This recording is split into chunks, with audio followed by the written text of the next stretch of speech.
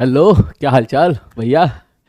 कैसी चल रही है पढ़ाई? मजा आ रहा है क्वेश्चन लगाने में? सबसे पहले तो मैं आपको एक बात बता दूं भाई, पूरा लेक्चर रिकॉर्ड कर लिया, ठीक है। और आखिरी में भैया सारा डिस्कशन भी कर लिया, ये देख ये देख ये देख ये देख ये देख, ठीक है। सारा डिस्कशन भी कर लिया और भैया बाद में पता चला कि माइक हमारा निकला बिल्कुल खराब। खराब मतलब आवाज होगी बिल्कुल खत्म, ठीक है। बढ़िया बढ़िया सवाल यहाँ पे डिस्कस करे, सारी मेहनत एक बार में खराब हो गई। साफ साफ साफ साफ साफ। अब वो लेक्चर हम फिर से दोबारा शूट करेंगे, ठीक है। चलो खैर कोई बात नहीं, है ना। तो पहली बात ये है कि पिछली केपीपी जो मैंने आपको दी थी, ठीक है, आई होप आपने वो ट्राई कर लिया होगा, ठीक है। और अगर ट्राई नहीं किया है तो प्लीज़ ज़रूर ट्राई करें, ठीक है। यहाँ पे बिल्कुल भी लाइट नहीं पड़ना है, कोशिश करनी है, पूरी कोशिश करनी है। मैंने आप लोगों के कमेंट पढ़े थे, मैंने 28 क्वेश्चन दिए थे। 28 में से जो मुझे मेजोरिटी ऑफ द बच्चों के कमेंट दिख रहे थे वो कुछ ऐसे ही लग रहे थे, कोई 14, कोई 18, कोई 20, कोई 12, कोई 10, इसी हेर फेर में मैक्सिमम बच्चे लाई कर रहे हैं। तो अगर मैं डेटा के हिसाब से देखूं तो दैट मीन 10 से लेके 20 के बीच में मेजोरिटी ऑफ द जनता है 28 में से, ठीक है। तो मैं आपसे यही बोलूंगा, देख अब सपोज कोई बच्चा 20 सवाल कर रहा है 28 में से, तो वो 20 पे खुश ना हो कि मैंने 20 सवाल कर लिए। अब अग्रेसिव होने का टाइम है। अब ये खुश होने का टाइम नहीं है कि मैंने 20 सवाल कर लिए मजा आ गया, नहीं। अब आपको दुख इस बात का होना चाहिए, पेन इस बात का होना चाहिए कि भाई साहब बाकी आठ आठ क्यों नहीं हुए हैं। समझो मेरी बात को।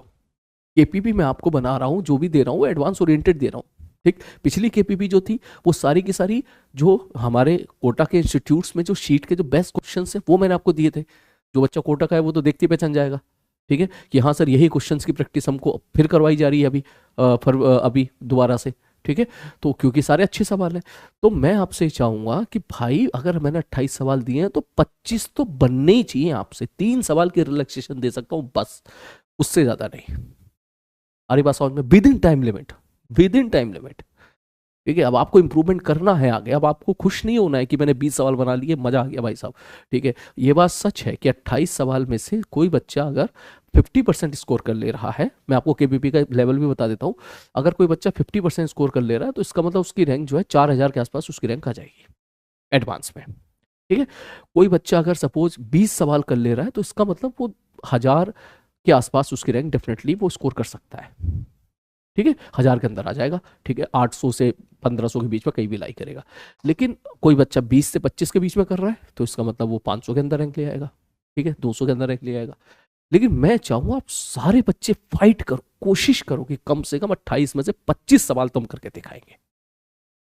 हरी बात समझ में, कोशिश करो, पूरी कोशिश करो, ठीक है। सिलेक्शन तुम्हारा 40 पे ही हो जाएगा, 40% पे ही हो जाएगा इस केपीपी के। अगर आप 12 सवाल या 10 सवाल से ज्यादा कर ले रहे हो तो सिलेक्शन तो आप पाईआईटी तो आपको इतने पे भी आप फाइट मार के निकाल सकते हो। लेकिन मैं हम क्यों अपना सोच का दायरा छोटा करें, ठीक है।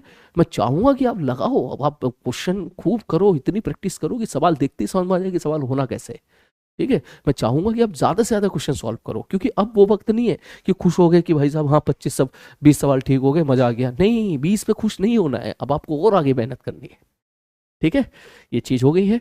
दूसरी चीज, पिछली केपीपी को प्रिंटेड फॉर्म में मैं नहीं दे पाया था क्योंकि जो मेरे ऑपरेटर था वो को इमरजेंसी आ गई थी उसको, तो उसको अर्जेंटली जाना पड़ा था अपने रिलेटिव्स के पास, इसलिए मैंने आपको उस फॉर्म में दे दिया था। तो कभी अगर ऐसा हुआ करे तो प्लीज़ अननेसेसरी वहाँ पे इस तरह की बातें मत टाइप किया करो कि सर आपने वो केपीपी प्रिंट फॉर्म उस फॉर्म में क्यों नहीं दी, ठीक है। जबकि मैं ये बातें क्लास में बोल के निकल जाता हूँ, इसका मतलब वो बच्चे लेक्चर नहीं देख रहे हैं। मैं सीरियसली बता रहा हूँ, आज के बाद मैं ऐसे बच्चों को ब्लॉक करा दूंगा, ठीक है। मैंने मैंने पूरे लेक्चर में मैंने बोल दिया था इस बात को कि भाई अभी ऑपरेटर है, चल बता ही देता हूँ, उसके रिश्तेदारी में कोई एक्सपायर कर गया था तो उसको जाना पड़ा वहां पे, तो केपीपी नहीं हो पाई प्रिंट। तो मैंने तो दे दी थी ना पीपीटी में आपको यहाँ पे, तो मैंने दे दी, आप यहाँ से लगा लो यार एक दिन। उसमें कुछ बच्चे कमेंट कर रहे हैं सर ये क्यों दे दिया, हमें तो वो चाहिए था। मैं माफ कर दे रहा हूँ तुम्हें पहली और आखिरी बार, अगली बार सीधा ब्लॉक करा दूंगा तुमको, ठीक है। इतना ज्यादा नखरे नहीं उठाने, इतने ज्यादा अपनी डिमांडिंग नहीं बनना है। जब अगर मैंने एक बार बोल दिया है कि इमरजेंसी है तो अभी मैं आपको ऐसे दे रहा हूँ तो आप ऐसे पढ़ो उसको, ठीक है। तो ये बच्चे, मुझे लग रहा है ये लेक्चर वेक्चर नहीं देख रहे हैं बच्चे, ठीक है। मुझे बहुत बुरा लगा इस चीज़ को लेके, सीरियसली बता रहा हूँ। मेरा मन कर रहा था कि उनको ब्लॉक करके भगाऊं यहाँ से भी, ठीक है। फिर मैंने छोड़ हटा, ठीक है, उनको माफ़ कर दिया। ठीक है, आगे से प्लीज इस तरह की कोई बदतमीजी नहीं करेगा, मैं इसको बदतमीजी ही मानूंगा। कोई चीज मैं क्लास में बोल के जा रहा हूँ कि this is the reason that's why, नहीं हो सकता फिर आप उसको लेके कमेंट करते हो, पूरा मूड खराब हो जाता है उस टाइम पे। ठीक है, तो चलो फिर अब आगे बढ़ते हैं, लेक्चर को आगे बढ़ाते हैं। ठीक है, लेक्चर को आगे बढ़ाने से पहले मैं आपको अभी पहले केपीपी के डिस्कशन करने से पहले पहले ही मैं आपको क्लियर कर दूं कि आज की जो केपीपी है वो मैंने एरोडोप ओरिएंटेड रखी थी, उसमें majority of the questions are from the Irodov. ठीक है, तो एरोडोप के क्वेश्चंस में कुछ क्वेश्चंस आपको ऐसे मिलेंगे जिनकी फिजिक्स आसान होगी लेकिन कैलकुलेशन थोड़ी लंबी होगी, हमें उन क्वेश्चंस के आंसर निकालने में हमें मेहनत करनी पड़ेगी। ठीक है, तो कोई बात नहीं यार, ठीक है, एक केपीपी ऐसी भी देख लेते हैं जिसमें हम लोग आंसर को मैच कराने में थोड़ी सी कैलकुलेशंस के साथ फाइट मार रहे हैं। लेकिन एरोडोप के जो जो जेन्युइन क्वेश्चन थे जेई के लिए, एडवांस के लिए, वो मैंने आपको क्वेश्चन दे दिए थे। ठीक है, या किसी एक प्रोफाइल के क्वेश्चन रिपीट हो रहे हैं तो फिर वो मैंने आपको नहीं दिए थे। ठीक है, सपोज एक प्रोफाइल के 4 सवाल हैं तो मैंने आपको 2 सवाल हैं तो मैंने आपको 1 दे दिया। ठीक है, और अगर कोई जेई के रिलेवेंट नहीं है तो वो मैंने आपको नहीं दिया। ऑल दो मेरा तो मन कर रहा था कि मैं सब कुछ दे दूं, लेकिन फिर भी नहीं दे सकता, उतना समय नहीं है हमारे पास, है ना, उसके बाद बाकी दूसरी केपीपी पे भी जाना है हम लोगों को। ठीक है, तो जो है इसलिए मैं पहले आपको क्लियर कर देता हूं कि ये जो केपीपी है वो एरोडोप ओरिएंटेड है। ठीक है, तो चलो डिस्कशन स्टार्ट करते हैं। डिस्कशन के स्टार्ट करने से पहले मैं आपको पहले दे रहा हूं इंपॉर्टेंट 4 सवाल। ठीक है, मैं थोड़ा धीरे बोलूंगा भैया ताकि पड़ोसियों को डिस्टर्बेंस ना हो। ठीक है, पता चला पड़ोसी कहे अकेला बात तो नींद खराब कर दे रहा है हमारी। ठीक है, तो जो है मैं आपको दे रहा हूँ इंपॉर्टेंट 4 सवाल अभी। ठीक है, 4 क्वेश्चन मैं अभी आपको दे रहा हूँ, वो 4 क्वेश्चन आसान है, पहले क्लियर कर देता हूँ, मुश्किल नहीं है, लेकिन मुझे डर है कि इसमें से क्या पता कोई क्वेश्चन एग्जाम में आ जाए, क्योंकि ये 4 क्वेश्चन जो मैं अभी देने वाला हूँ, 4 में 5 भी हो सकते हैं, पहले 4 कंप्लीट करा लेता हूँ। ये 4 क्वेश्चन है, ये एडवांस ने अभी तक पूछे नहीं है, अभी तक नहीं पूछे, है तो आसान, पूछे नहीं है, तो क्या पता पूछ ले, तो हम क्यों अपनी तरफ से रिस्क लें, तो क्यों ना अभी उनको सॉल्व कर लें, ताकि अगर एग्जाम में क्वेश्चन आए तो भैया जल्दी से हम लोग स्पीड के साथ उनको सॉल्व कर सकें। ठीक है, और हो सकता है आप में से 90% बच्चों को ये चारों क्वेश्चन याद हो। ठीक है, और हो सकता है किसी को याद ना हो, तो मैं रिस्क नहीं ले सकता, इसलिए मैं थोड़ा सा वक्त ले रहा हूं आपका, शुरू का 10 से 15 मिनट, मैं वो चारों क्वेश्चंस आपको बता रहा हूं, अभी आपको सॉल्व करके आंसर निकालना है और आंसर निकाल के उसका डेटा याद कर लेना है। ठीक है, जैसे कि मैं शुरू करता हूं, डेटा याद करने का मतलब, डेटा याद करने का तरीका आप समझ जाएगा कि इस प्रकार से करना है। जैसे पहला सवाल, पहले सवाल में मैं आपसे बोलूं कि एक रॉड है, इस रॉड को मैंने यहाँ पे फिक्स कर दिया है, यहाँ पर एक रिंग है, तो बताओ इसका अल्फा कितना होगा। जैसे ही आप रॉड को छोड़ोगे आप नहीं लिख सकते हो टॉर बराबर आई अल्फा करके, कोई बड़ी बात नहीं है। लेकिन अगर मैं ऐसा बोल दूं कि रॉड हमारी मासलेस है, ठीक है, तो बताओ व्हाट विल बी द, ये पहला सवाल है, what will be the displacement of the ring in 10 second. तो इसका डेटा आप याद रखिएगा कि इसमें रिंग फ्री फॉल करता है। ठीक है, डेटा याद रख लेना, कैसे हुआ वो अभी समझाता हूं पूरा मैं। ये मासलेस रॉड है और यहां पर एक रिंग है। ठीक है, तो इस केस में अगर मैं आपसे पूछूं कि इस रिंग का डिस्प्लेसमेंट बता दो 10 सेकंड में कितना होगा, तो आप सीधा लगा देना एस बराबर U T plus half A T square. You 0 है, ए की वैल्यू जी आ जाएगी, क्योंकि ये फ्री फॉल करता है। फ्री फॉल क्यों करता है, अब ध्यान से देख, क्वेश्चन में ये है कि सर ये रॉड है जो कि मासलेस है और यहाँ पर एक रिंग है। मैंने कहा ठीक है, तो सर अगर मैं आपसे बात करूं इस क्वेश्चन से, अगर बात करें क्वेश्चन से कि भैया बता तू क्या क्या है, तो पहले रॉड की अगर अपन एफबीडी बनाए तो बोलेगा सर हिंज है तो इधर लगेगा NX, ऊपर लगेगा NY। क्योंकि ये रिंग कांटेक्ट में है तो रिंग से लग रहा होगा नॉर्मल रिएक्शन नीचे की तरफ, आप ये लिखोगे और mg दिखा दोगे नीचे रॉड की एफबीडी में, मास ऑफ रॉड इनटू जी। अब रॉड क्या है, मासलेस है, तो मासलेस रॉड है तो ये तो तेरा 0 हो गया, mg तेरा 0 हो गया। उनका ठीक है, तो मासलेस रॉड है का सबसे बढ़िया बात ये होती है कि सर मासलेस रॉड पे हमेशा एफ नेट तेरा 0 होता है, हमेशा नेट फोर्स हमेशा 0 होगा। क्यों, क्योंकि न्यूटन सेकंड लॉ से नेट फोर्स बराबर क्या लिख सकते हो, mass into acceleration of centre of मास। अगर मास ही 0 हो गया तो इसका मतलब नेट फोर्स 0 हो गया। तो पहली क्वेश्चन तो हमेशा याद रखना कि नेट फोर्स रहेगा भाई साहब 0, और नेट फोर्स 0 का मतलब हो गया दाएं वाला फोर्स बराबर बाएं वाला फोर्स, और नीचे वाला फोर्स बराबर ऊपर वाला फोर्स। ये जो n है ये NY के बराबर हो जाएगा, पहली चीज। और अगर रॉड मासलेस है, मैंने कहा हाँ भैया मासलेस रॉड है, तो इसका एक मतलब ये भी तो है ना कि टॉर्क भी 0 हो जाएगा। इसके अबाउट, एक्सिस के अबाउट, सपोज मैं ए कह देता हूं तो ये एक्सिस, ये पॉइंट ए है, तो सर क्यों, मैंने कहा इसलिए क्योंकि टॉर्क बराबर क्या होता है, आई अल्फा। फिक्स एक्सिस रोटेशन में आप सब लोग जानते हो टॉर्क बराबर क्या होता है भाई साहब, आई इंटू अल्फा। और आई क्या होगा सर, ml²/3 × α। तो जब मास ही जीरो हो गया आपका, यहाँ पे जब ये मास ही जीरो हो गया, पूरा टर्म जीरो हो जाएगा, तो ये पूरा टर्म जीरो हो गया, तो इसका मतलब टॉर्क क्या हो जाएगा, जीरो हो जाएगा। मैंने कहा ठीक है। तो अब अगर टॉर्क जीरो करें तो ध्यान से देखना, इस पॉइंट के अबाउट अगर मैं टॉर्क जीरो करूंगा तो एन वाई का टॉर्क तो वैसे ही जीरो है, एन एक्स का टॉर्क तो वैसे ही जीरो है। तो इसका ये सपोज ये डिस्टेंस एक्स है, तो क्या लिखोगे एन इंटू एक्स, ये अब आ जाएगा टॉर्क अबाउट ए। ये क्या है, बोले सर जीरो है, क्योंकि नेट टॉर्क तो जीरो होना है।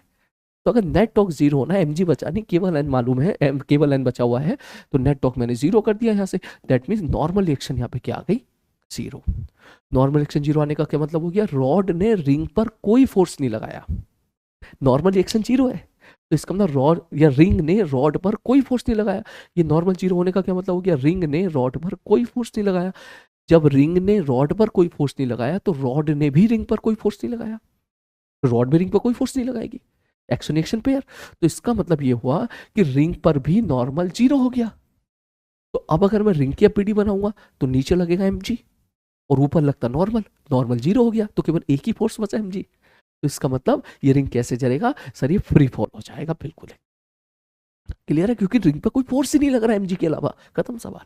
ठीक, तो ये बेसिकली इसका आइडिया। अब तुम बोलोगे सर तो हॉरिजॉन्टल का केस है, थोड़ी देर के बाद मान लो नीचे आया, तो सर अब तो कोई एंगल आ जाएगा। मैं तो कोई बात नहीं, मान के चलो ये रॉड यहाँ पहुंच गई, तेरा रिंग यहाँ आ गया, मान ले इस लोकेशन पर है, तो ऐसे दिखाएगा नॉर्मल, रॉड की एबीडी बना, ठीक है सर, इधर एन एक्स इधर एन वाई, तो इस ए पॉइंट के अबाउट तो अभी भी टॉर्क जीरो होगा ना, इसे के अबाउट, तो टॉर्क जीरो, इसका भी जीरो, इसका भी जीरो, तो नॉर्मल को जीरो होना पड़ेगा तभी तो टॉर्क जीरो होगा, तो नॉर्मल इज ऑलवेज जीरो। तो इसका मतलब ये हुआ, अगर कोई आपसे पूछे कि रिंग का डिस्प्लेसमेंट बता दो 10 सेकंड में कितना होगा, आप सीधा लिख दोगे s बराबर ut प्लस हाफ AT², खत्म कहानी। और एक्सलेशन की जगह नीचे की तरफ जी रख दीजिएगा। ये हो गया तुम्हारा पहला क्वेश्चन, ठीक है, ठीक है sir ji, okay, this is the पहला question.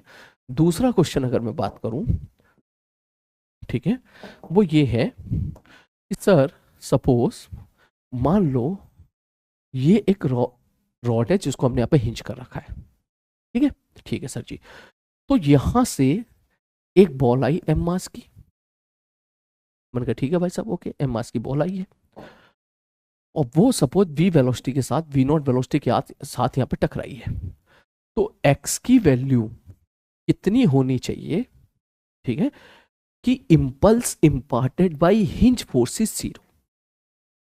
This is the question. अभी तक एडवांस ने नहीं पूछा है, लेकिन मुझे लगता है कल पूछ सकता है ये, ठीक है, क्या कि sir impulse imparted by hinge force is zero, बताओ एक्स की वैल्यू क्या होगी। अब क्वेश्चन देख के तो ये लग रहा है कि ऐसा तो नहीं पता चलेगा, हमें ई बताओ पहले, ई की वैल्यू क्या है, ठीक है, ऐसी फील आ रही है। तो देखो कितना प्यारा सवाल है। मैंने बोला इसका मास भी सपोज एम है, इसकी लेंथ एल है। मैं क्वेश्चन फिर से रिपीट कर देता हूँ कि what should be the value of x so that the impulse imparted by hinge force is zero. This is our question, ठीक है। तो चलो शुरू करते हैं ऐसे सवाल के। तो अब ये बताओ, टक्कर के बाद मान लो इसकी वेलोसिटी हो गई v1 और ये रॉड तुम्हारी घूम रही है ओमेगा से, ठीक है। तो पहली चीज तो ये है कि इस पॉइंट के अबाउट एंगुलर मोमेंटम कंजर्व होगा। तो जब एंगुलर मोमेंटम कंजर्व करोगे तो आप लिखोगे M P naught into X plus zero बराबर M we one into X plus I into omega, सीधा आई ओमेगा लिखते। ये तुम्हारा हो गया एंगुलर मोमेंटम कंजर्वेशन, ठीक। अब दूसरी क्वेश्चन कहां से लाए, अब तो कहेगा ई की डेफिनेशन, ई तो दिया ही नहीं है, ठीक है। तो अब या तो डाटा इनसफिशिएंट बोलोगे आप, या फिर आप बोलोगे कि सर एक बात बोलो, इन्होंने बोला हिंज फोर्स का कोई भी इंपल्स नहीं है, the impulse imparted by hinge is zero, ठीक है। तो इसका मतलब सर अगर मैं बॉल और रोड को सिस्टम मान लूं, अगर मैंने बॉल और रोड को सिस्टम मान लिया तो एक्सटर्नल फोर्स हिंज फोर्स था, और हिंज फोर्स ने कोई इंपल्स दिया नहीं है। इंपल्स बराबर क्या होता है, चेंज इन मोमेंटम। तो जब इंपल्स ही जीरो हो गया तो चेंज इन मोमेंटम जीरो हो गया। चेंज इन मोमेंटम जीरो हो गया का मतलब मोमेंटम कांस्टेंट, मोमेंटम तो ना कांस्टेंट हो गया। इंपल्स बराबर क्या लिखोगे सर, इंपल्स बराबर होता था चेंज इन मोमेंटम। तो दोनों को अगर मैं सिस्टम मानूंगा तो हिंज से इंपल्स मिल रहा है, तो अगर ये इंपल्स ही जीरो हो गया तो चेंज इन मोमेंटम जीरो हो गया। इसका मतलब मोमेंटम कांस्टेंट, कोई एक्सटर्नल फोर्स ही नहीं है। तो इसका मतलब ये हुआ, आप यहाँ पे लिख सकते हैं sir momentum will be conserve, that means P initial बराबर पी फाइनल। ये इस सवाल में ग्लिच बढ़िया सा एकदम कैच पॉइंट है। अब मोमेंटम क्या लिखोगे इसका सर, एम बी नॉट। इसका मोमेंटम क्या लिखोगे सर, 0 बराबर इसका momentum sir m we one plus.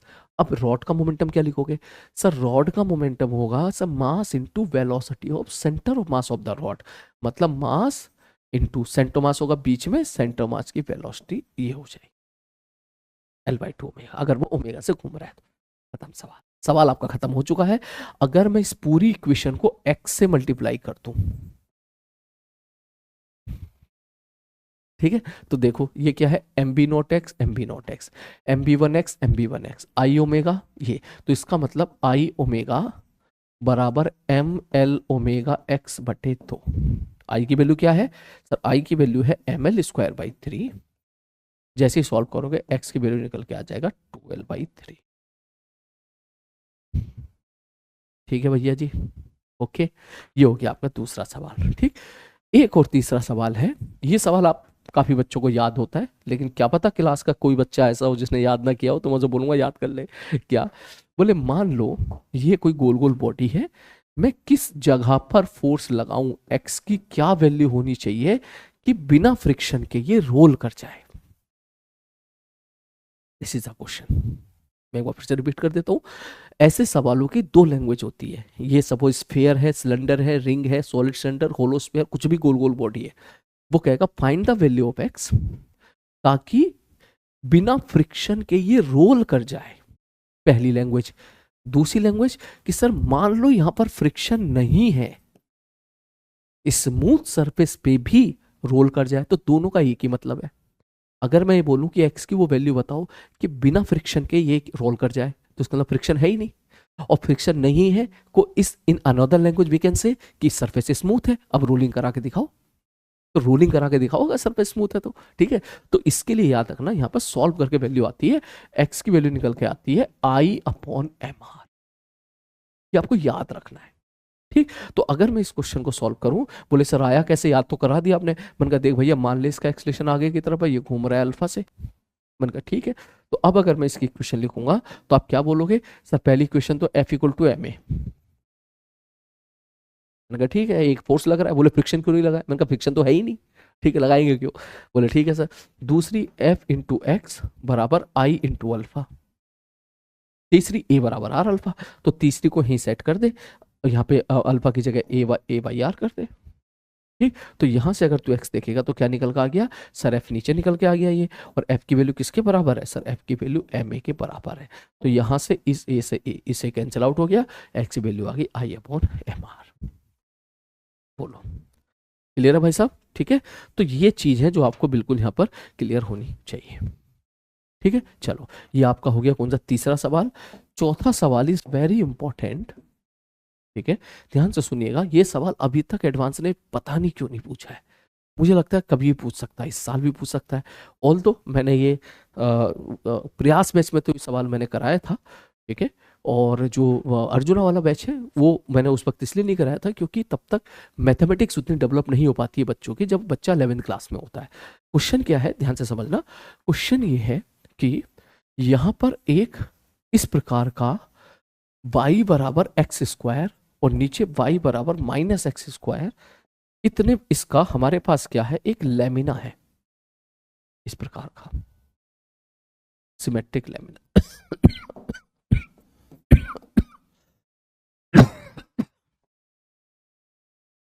इस प्रकार का। ठीक, इसमें रंग भर दिया मैंने, ये रंग भर दिया मैंने।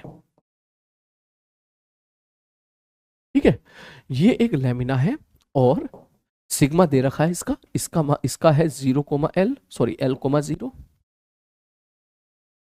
कोऑर्डिनेट, और ये है 0,0। तो क्वेश्चन ये है, this is x axis, this is y axis and this is z axis. तो पहला सवाल तो आपसे पूछ लेगा find the x coordinate of centre of mass. दूसरा सवाल आपसे पूछ लेगा find the moment of inertia about the z axis, about the y axis, about the x axis. ये चार सवाल यहां से पूछे जा सकते हैं। क्लियर है? ठीक है, moment of inertia x axis के अबाउट, वाई एक्सिस के अबाउट, जेड एक्सिस के अबाउट। ये फंक्शन y बराबर x² है, मुश्किल करना हुआ तो x क्यू कर देगा, y बराबर x रख देगा, तो सवाल और आसान बन जाएगा, ये सिंपल सी प्लेट बन जाएगी। ठीक है, तो इसको एक बार देख लो, क्यों क्या पता सवाल आ गया। ठीक है, आ गया तो भैया अपन जल्दी से स्पीड के साथ निकल सके। तो चलो पहले शुरू करता हूँ मैं मोमेंट ऑफ इनर्शिया से। तो ध्यान से देखना, ये लो। ठीक, ठीक है सर। बोले सबसे पहले मैंने कहा चलो पहले निकालते हैं हम लोग जेड एक्सिस के अबाउट मोमेंट ऑफ इनर्शिया, इस एक्सिस के अबाउट, ये बाहर वाली एक्सिस के अबाउट मोमेंट ऑफ इनर्शिया इस पूरे सिस्टम का। तो क्या करें, मैंने कहा भैया कुछ मत कर, देख एक काम कर, जैसे पहले हमेशा करते आते थे, एक्स पे जाके dx लेंथ का एक रॉड पकड़ ले, ऐसी पतली सी।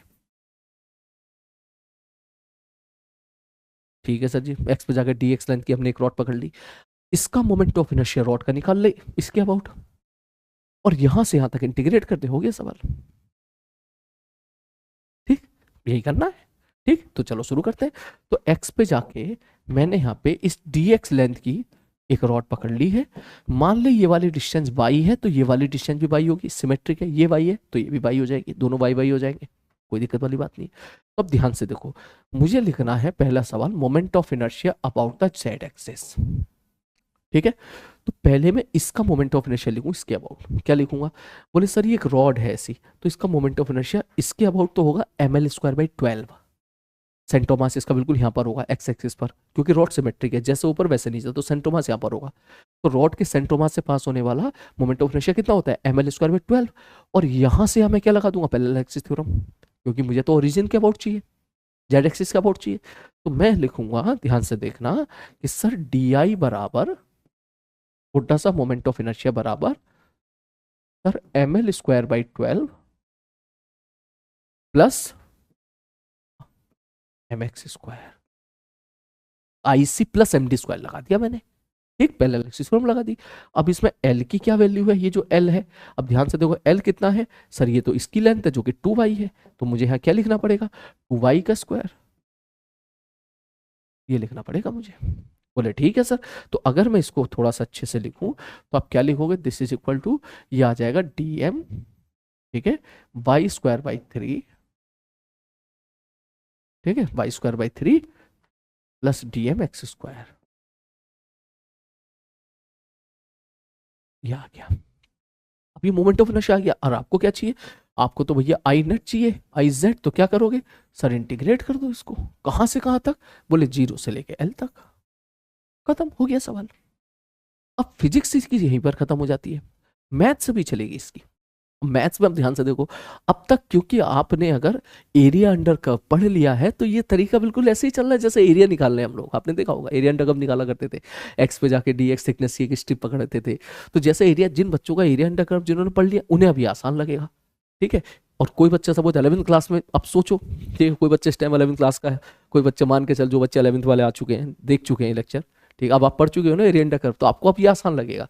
लेकिन जब आप 11वीं क्लास में थे, तो हर बच्चा नहीं पढ़ पाता है ना उतना, हर बच्चे को मैथ्स उतनी अच्छी नहीं होती उस टाइम पर, इंटीग्रेशन वगैरह, क्योंकि वैसे ही डर लगता है 11वीं क्लास में इंटीग्रेशन से। ठीक है, उस केस में अब इस प्रकार से करो तो जाहिर सी बात है थोड़ा तो डर रहता ही है। ठीक, तो इसलिए जो है मैंने ये 11वीं क्लास में नहीं कराया था उस टाइम पे, ठीक है, प्रयास में मैंने करा दिया था।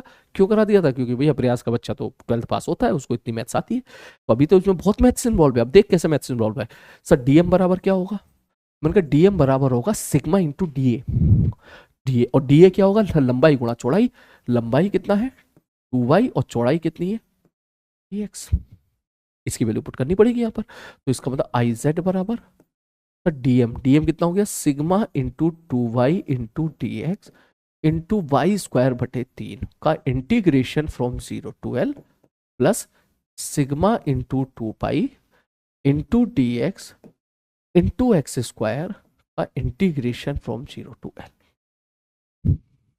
ठीक है, अब इसमें परेशान कौन कर रहा है, बोले सर इसमें परेशान कर रहा है वाई, वाई परेशान कर रहा है सर, ये वाई को कैसे करें, क्योंकि वाई को तो बाहर भी नहीं निकाल सकते, लिमिट ऑफ इंटीग्रेशन तो एक्स के टर्म में। तो मैंने कहा कोई बात नहीं, वाई बराबर किसके है सर, वाई बराबर है x² के, तो मैंने कहा वाई बराबर x² रख दे। तो देख ध्यान से देख, ये वाई और ये y² इज बाई क्यू, ठीक है, वाई बराबर x² है, तो वाई क्यू कितना हो जाएगा सर, x⁶। तो इसको हटा के तो सीधा लिख सकता है x⁶, इसको पूरे को उठा के इधर रखते चाहे तो, ठीक है, ठीक, अभी लिख देंगे, थोड़ी देर के बाद लिख देंगे, ठीक। उसी प्रकार से ये जो y है, ये y की वैल्यू कितनी है, एक्स स्क्वायर इंटू, अब ये मत कहना कि सर y बराबर तो माइनस एक्स स्क्वायर क्यों नहीं रख रहे हो भाई, मुझे इस रॉड है, ये रॉड है, ये y बराबर minus x square, it is a mathematical relation between x coordinate and y coordinate. हमें फिजिक्स के हिसाब से चलना है, हमारे लिए ये कोई माइनस वाली रॉड नहीं है, हमारे लिए सच्ची मुच्ची की रॉड है, और सच्ची मुच्ची की रॉड है तो हमें चाहिए रॉड का moment of inertia, m are square m l square, उसमें एल डिस्टेंस होता है, ठीक है, कोई पॉजिटिव निगेटिव वाला पंगा नहीं है, केवल पॉजिटिव होता है, एल इज अ डिस्टेंस, ठीक।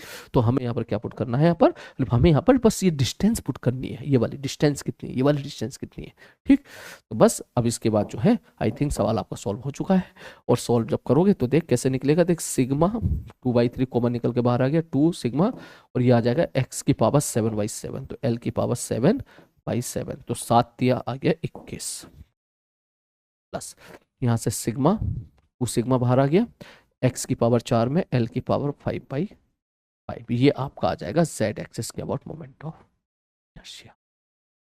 मजा तब आए जब बोला जाए कि सर इसमें तो आप ये बताओ एक्स एक्सिस के अबाउट कितना होगा मोमेंट ऑफ, ये बाई एक्सिस के अबाउट कितना होगा, चलो पहले बाई एक्सिस के अबाउट निकालते हैं, तब बाई एक्सिस के अबाउट बताओ मोमेंट ऑफ इनर्शिया कितना होगा। मैंने कहा बाई एक्सिस कौन सी, बोले ये वाली, इसके अबाउट मोमेंट ऑफ इनर्शिया बताओ, तो मैंने कहा तो ठीक है, इसके अबाउट मोमेंट ऑफ इनर्शिया निकालना है तो एक्स पे जाके फिर से डी एक्स लेंथ की फिर से एक रॉड पकड़ लो, ये वाई तो ये भी वाई, और इसकी लेंथ है डी एक्स, ठीक है, ठीक है सर जी।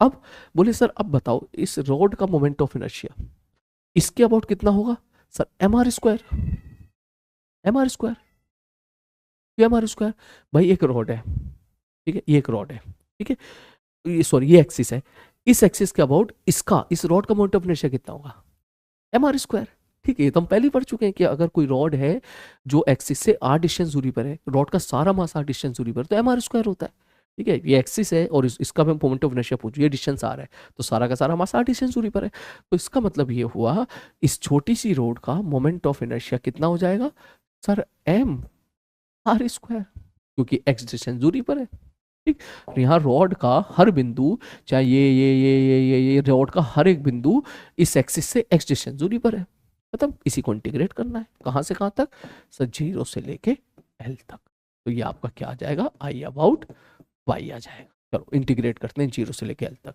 डीएम क्या लिखेंगे, sigma into d A, D A कितना हो जाएगा भैया, सर लंबाई गुणा चौड़ाई इंटू स्क्वायर, ठीक, ठीक है सर जी। y की जगह क्या पुट करोगे आप, 2 सिग्मा तो कॉमन निकल के बाहर आ गया, y is x square into x square, x की पावर 4 का इंटीग्रेशन l की पावर 5/5, ये तुम्हारा आई एक्स आ गया, ठीक है। चलो आई वाई आ गया, अब बात करते हैं मजेदार पार्ट जिसमें हम पूछेंगे भैया हमको बता दो आई जेड कितना होगा, sorry I y I x कितना होगा, नेक्स्ट पार्ट पे इस पे कि अब सर ये बता दो आई एक्स कितना होगा। मैंने कहा आई एक्स का मतलब, बोले सर आई एक्स का मतलब है इस एक्सिस के अबाउट मोमेंट ऑफ इनर्शिया कितनी होगी, क्लियर है, ठीक है सर जी। तो इस एक्सिस के अबाउट अगर मोमेंट ऑफ इनर्शिया अगर मैं आपसे पूछूं इस एक्सिस के अबाउट, तो क्या करोगे, बोले सर इसमें क्योंकि अब मुझे इस एक्सिस का मोमेंट ऑफ इनर्शिया चाहिए, तो मुझे यहाँ पर वाई पे जाके डी वाई थिकनेस की एक रॉड पकड़नी पड़ेगी इस तरफ, मतलब बोले सर वाई पे जाके डी वाई थिकनेस की ऐसे रॉड पकड़ लो तो ज्यादा बढ़िया रहेगा, अरे बात समझ में, वाई पे जाके डी वाई, अब क्या करो, अब इसका मोमेंट ऑफ इनर्शिया निकाल दो इसके अबाउट, और यहां से लेके ऊपर तक की जितनी रॉड है सबके मोमेंट ऑफ इनर्शिया को इंटीग्रेट कर दो, और नीचे भी उतनी है 2 से मल्टीप्लाई कर दो, अरे आजा करते हैं देख, तो मैं यहाँ पे लिखूंगा सर डी आई बराबर, मान लो इसका मास डीएम है तो डीएम इंटू, सर इसके अबाउट चाहिए इसके अबाउट, तो इसके अबाउट कितना होगा, सर सारा का सारा मास बाई डिस्टेंस दूरी पर है, डीएम इंटू वाई स्क्वायर का इंटीग्रेशन फ्रॉम कहां से कहां तक, सर यहां से लेके यहां तक। अब ध्यान से देखना, यहाँ x की वैल्यू l है, x की वैल्यू l है, तो भैया यहाँ पे चेक करके देखो x की वैल्यू तो l है, तो y की वैल्यू कितनी हो जाएगी भैया l स्क्वायर, इस पॉइंट का कोऑर्डिनेट कितना हो जाएगा सर, एक्स की वैल्यू एल है तो वाई की वैल्यू कितनी हो जाएगी एल स्क्वायर। बोले सर इसको इंटीग्रेट कर दो 0 से लेके एल स्क्वायर, यहां से लेके यहां तक अगर आप इंटीग्रेट कर दोगे तो यहां से लेके यहां तक की सारी रोड का मोमेंट ऑफ इनर्शिया आ जाएगा, लेकिन आपको 2 से मल्टीप्लाई करना पड़ेगा क्योंकि जैसा ऊपर वैसा नीचे, समझ लो, जैसा ऊपर मास डिस्ट्रीब्यूशन वैसा नीचे, तो इसका मतलब 2 से मल्टीप्लाई। अब इसी को सॉल्व करना है। अब देख इसको सॉल्व करने कितना मजा आएगा, देखो ध्यान से। Sir this is equal to 2 dm बराबर क्या लिखेंगे 0 से लेके एल स्क्वायर, डीएम बराबर sigma into d a into y square. अब डी ए क्या है, बोले सर डी ए है ये वाला एरिया, ये वाला एरिया। अब ये एरिया कैसे लिखेंगे सर, ये थिकनेस तो है सर डी वाई, मैंने कहा ठीक है, अगर हमको ये लंबाई पता चल जाए तो एल इंटू डी वाई कर सकते हैं। अब लंबाई कैसे लिखे, तो ध्यान से देखो, अगर मैंने इसको यहाँ पे परपेंडिकुलर ड्रॉ कर दिया, ध्यान से देखना, अगर मैं यहाँ पे परपेंडिकुलर ड्रॉ कर दूं तो ये डिस्टेंस कितनी है पाई, अगर ये डिस्टेंस पाई है तो इस पॉइंट का कोऑर्डिनेट कितना हो जाएगा एक्स कोऑर्डिनेट। सर अगर आप ध्यान से देखो ये बाई है तो इसका मतलब इसका एक्स कोऑर्डिनेट कितना हो जाएगा सर, एक्स बराबर रूट बाई, दैट मीन्स ये पॉइंट रूट बाई है। आप ये चीज समझो, ये कैसे लिखा सब, बाई बराबर एक्स स्क्वायर, अगर ये बाई है तो ये एक्स कोऑर्डिनेट कितना होगा एक्स बराबर रूट बाई, माई प्लस माइनस मत पकड़ना, प्लस ही पकड़ना, पॉजिटिव एक्स के बारे में बात कर रहे हैं, एक्स बराबर रूट बाई, तो ये वाला एक्स कोऑर्डिनेट कितना हो जाएगा सर रूट बाई। अब बताओ ये लेंथ कितनी हो जाएगी sir, l minus root by. तो मैं इस केस में मैं सीधा डी ए लिख रहा हूं, ध्यान से देखना, ये डी ए मैंने हटा दिया, डी ए मतलब लंबाई, ये लंबाई कितना होगा एल माइनस रूट बाई, ये लंबाई हो गया, शायद ये दिखा नहीं होगा तो दूसरे कलर से लिख देता हूं, एल माइनस रूट बाई और चौड़ाई कितना है डी वाई। अब तुम जब इसको इंटीग्रेट करोगे तो आपका आंसर आ जाएगा।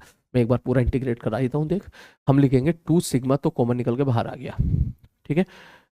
अब ये शुरू एल वाई स्क्वायर का integration y cube by 3, y cube by 3, ध्यान से y cube by 3, y cube की जगह क्या रखोगे एल स्क्वायर, तो एल की पावर 6/3 माइनस ये 2 सिग्मा बाहर आ गया, ये बाई की पावर हाफ, बाई की पावर 2, बाई की पावर 2.5, दैट इज 2.5 का मतलब वाई की पावर 5/2।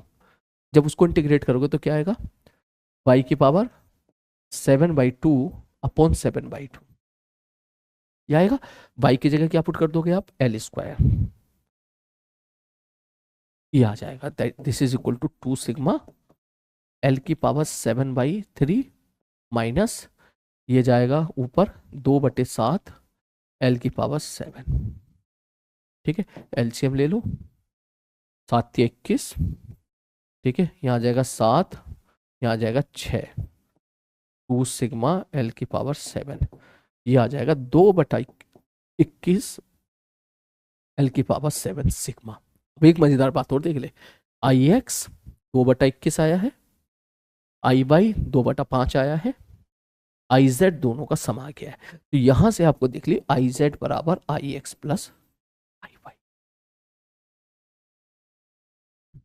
ठीक है, ये आपको दिख गया है। तो इसका मतलब पैरेलल परपेंडिकुलरिटी थ्योरम भी यहाँ पे क्या हो गई मेरे भाई, स्टिल वैलिड हो गई है। चेक कर लो, किसी को अगर थोड़ा सा भी डाउट हो तो भैया चेक कर लो यहाँ पर, ठीक है, वो यहाँ पर बिल्कुल तेरा जो है parallel axis sorry perpendicular axis theorem क्या हो रही बिल्कुल मैच हो जा रही है, ठीक है। अब सपोज मैं एक्स क्यू दे दूं तो मैथ से तो बदल जाएगी, ठीक है। और अगर मैं सपोज यहाँ पे एक ट्रायंगल दे दूं, मैं इस प्रकार से डायग्राम बना दूं, मैं कह दूं भैया ये एक प्लेट है इस प्रकार की, ये ले, ठीक, ये एंगल 40, ये एंगल 30 डिग्री दे दूं, मैं ऐसा 30 डिग्री दे दूं, 30 डिग्री दे दूं, तो आप क्या कहोगे सब बाई बराबर x/√3 है और यहाँ बाई बराबर x/√3 है, माइनस लगा के फंक्शन तो चेंज हो गया, फिजिक्स तो वही है। तो ट्रायंगुलर प्लेट के जो सवाल आते हैं, ठीक है, आपने देखे होंगे कुछ कुछ ट्रायंगुलर प्लेट के क्वेश्चंस आते हैं, उसमें एंगल वेंगल के साथ अगर खेल रहा है वो, तो आप आराम से वहां पे इंटीग्रेशन से भी मजा ले सकते हो, ठीक है। एक क्वेश्चन और है, ठीक है, ध्यान से सुनना, वो क्वेश्चन अक्सर बच्चों को याद होता है, मैं इसलिए बता रहा हूँ, क्या पता किसी को याद ना हो तो भैया याद कर लेना, ठीक है। अभी तक आया नहीं है एडवांस में, ये आना भी नहीं चाहिए, लेकिन क्या पता भैया मैं रिस्क नहीं ले सकता थोड़ा सा भी, ठीक है। इतने सारे सवाल कर रहे हैं तो कम से कम वो क्वेश्चन तो याद देख ही लेना जो बहुत हर बुक में कॉमन है। मैं अगर ऐसा बोलूं कि ये एक स्फीयर है जो आगे जा रहा है v से, घूम रहा है ओमेगा से, और ये कांस्टेंट स्पीड के साथ घूम रहा है, मतलब ओमेगा भी इसका कांस्टेंट है, और ये रोलिंग कर रहा है। ठीक है, एक स्फीयर है, आगे जा रहा है, रोलिंग कर रहा है, और v बराबर आर ओमेगा, और v कांस्टेंट है, मतलब एक्सलेशन जीरो, अल्फा जीरो। ठीक, तो मैं अगर आपसे क्वेश्चन पूछ लूं कि इसका कोई भी एक पॉइंट पकड़ लो, इस इसके सरफेस का, मान लो ये रिंग है, ये डिस्क है, कोई भी एक पॉइंट पकड़ लो, मान लो ये पॉइंट पकड़ लिया आपने। ठीक है, तो ये एक चक्कर में कितना डिस्टेंस चलेगा, एक क्वेश्चन ये भी आता है कि एक चक्कर में कितना डिस्टेंस चलेगा। तो इसका आंसर याद रखना 8R, 8R, 8R, 8R, 8R, 8R, 8R, 8R, 8R, 8R, 8R। ये मैं इसलिए बोल रहा हूं कि अगर सवाल एग्जाम में आ गया, आप टिक करो, निकल जाओ। एक चक्कर में ये कितना डिस्टेंस चलेगा, 8R। क्लियर है, कैसे आया? मैं अगर ऐसा बोलूं कि सपोज मैं ये वाला पॉइंट पकड़ लेता हूं ए, ये पता लगाते हैं कि एक चक्कर में कितना चलेगा। ठीक है, तो वैसे तो आपको अलग अलग टाइम पर अगर आप इसका डायग्राम बनाओ तो आपको दिख जाएगा कि ए वाला कुछ इस प्रकार के पाथ में जाता है। ठीक है, लेकिन खैर हमें उस पर नहीं जाना है, हमें जाना है कि भैया ए वाला पार्टिकल एक कंप्लीट साइकिल में कितना डिस्टेंस चलेगा। तो मैं बोलूंगा कि एक काम करो, मान लो अभी ए वाला पार्टिकल यहाँ पर है, और किसी टी टाइम के बाद सपोज ये थीटा डिग्री रोटेट करके वो यहाँ पर पहुंच गया। मैं यहीं पर ही डायग्राम में ही सारा जल्दी जल्दी करके बता देता हूँ तुझे। ठीक, ठीक है सर। तो अब क्यों एक पॉइंट तो तेरा यहाँ से कूद के यहाँ पर आ गया, मैंने कहा ठीक, कूद के मतलब यहाँ से यहाँ पहुंच गया एक तरीके से, ये रोल करके रिंग आगे जा रही है। तो क्योंकि उसने डिस्टेंस पूछा है, तो मैं ऐसा बोल दूं कि सर डिस्टेंस बराबर हो जाएगा sir integration of speed dot D T. ठीक सर, वेलोसिटी को इंटीग्रेट करते हैं तो डिस्प्लेसमेंट आता है, स्पीड को इंटीग्रेट करते हैं तो डिस्टेंस आता है। तो इसकी स्पीड निकाल लो, उसको इंटीग्रेट कर दो, कहां से कहां तक, जीरो से कैपिटल टी तक। ठीक, तो अगर मैं इसको इंटीग्रेट करूं तो ध्यान से देखना स्पीड क्या होगी। बोले सर अगर मैं इसकी स्पीड लिखने जाऊं तो वेलोसिटी तो होगी आगे v सेंट थॉमस वाली, और एक रोटेशन वाली आर ओमेगा होगी उस तरफ, v बराबर आर ओमेगा। तो अब अगर मैं बोलूं कि भाई ये कितना है थीटा, सर ये कितना एंगल है, मैं 90, और ये कितना है सर 90 माइनस थीटा, तो इसका मतलब इसके और इसके बीच में एंगल कितना हो गया 180 माइनस थीटा।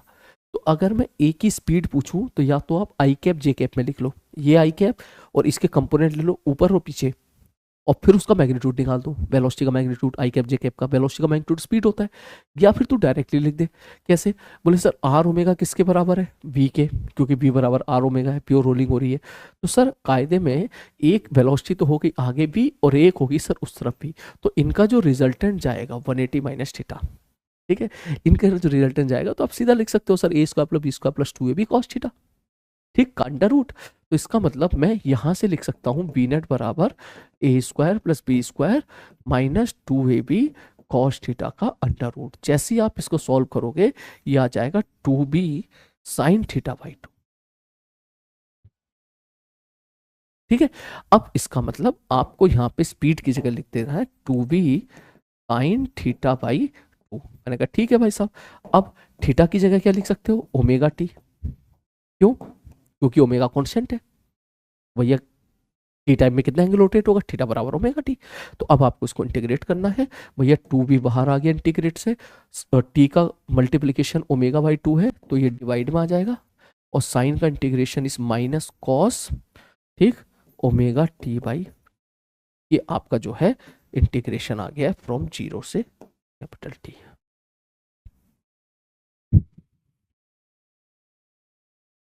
ठीक है, ठीक है भाई, ये आ गया। अब इसको करना है सॉल्व, तो देखो मैं यहाँ पे लिख रहा हूँ, उसको सॉल्व कर रहा हूँ, ध्यान से देखना।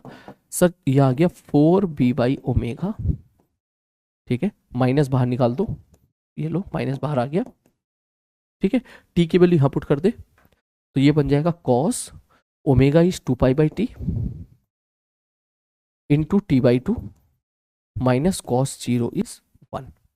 ठीक है, अब देखो t से t गया, 2 से 2 गया, cos पाई इज -1, तो -1 और -1, -1 -1 -2 हो गया, ये माइनस माइनस खत्म हो गया, देखिए माइनस ये माइनस ये माइनस खत्म हो गया, ये 2 और 4 दूनी 8, तो answer is 8b by omega, और b की जगह रख दोगे आप r ओमेगा, तो ये ओमेगा ओमेगा कैंसिल आउट होके आंसर आ जाएगा 8r। इसलिए मैं कह रहा हूँ ये डेटा याद रख ले, ठीक है, ये डेटा याद रख ले, काफी काम देगा। चलो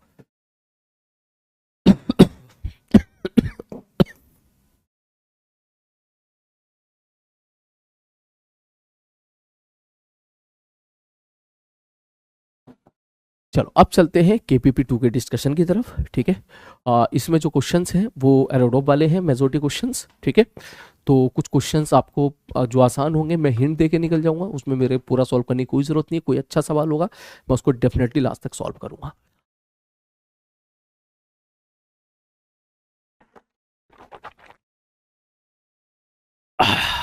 ठीक है, चलो शुरू करते हैं। Question number 1, it is very simple question. इसने पूछ लिया जब पार्टिकल हाईएस्ट पॉइंट पर होगा तो बताओ ओरिजिन के अबाउट एंगुलर मोमेंटम क्या होगा। जब पार्टिकल हाईएस्ट पॉइंट पे होता है तो उसकी वेलोसिटी होती है v cos थीटा, तो आप एंगुलर मोमेंटम लिख सकते हो m v into r, where r will be the h maximum, खत्म सवाल।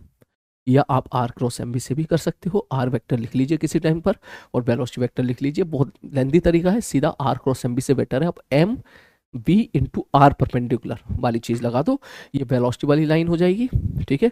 और वेलोसिटी वाली लाइन पर इस पॉइंट से शॉर्टेस्ट परपेंडिकुलर डिस्टेंस कितना होगा, इतना होगा, which is basically h maximum, ठीक है। आपका आंसर इससे मैच कर जाएगा।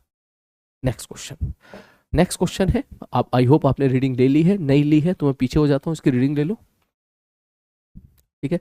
इसमें इन्होंने ऐसा बोला है कि मान लो ये कोई हॉरिजॉन्टल फ्लोर है, जमीन है और ये दीवार है, आपने यहाँ से एक बॉल को इधर भी वेलोसिटी के साथ फेंक के मारा जो टकराई और टकरा के इधर निकल गई। मैंने कहा ठीक है, तो इन्होंने बोला कि बताओ कौन सा पॉइंट ऐसा है जिसके अबाउट एंगुलर मोमेंटम हमेशा कंजर्व होगा। देखो इसने बोला point relative to which the angular momentum of the disc remains constant, constant का मतलब कंजर्व है।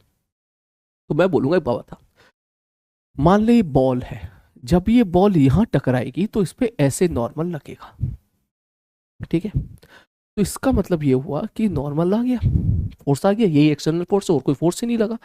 तो इस लाइन पर बात समझना, ये जो नॉर्मल वाली लाइन है, अगर मैं इस लाइन पर कोई भी एक पॉइंट पकड़ लूं जो तुम्हारा मन करे, तुम ये पकड़ लो, ये पकड़ लो, ये पकड़ लो, ये पकड़ लो, ये पकड़ लो, इस लाइन के हर एक पॉइंट के अबाउट इस नॉर्मल का टॉर्क जीरो आ जाएगा।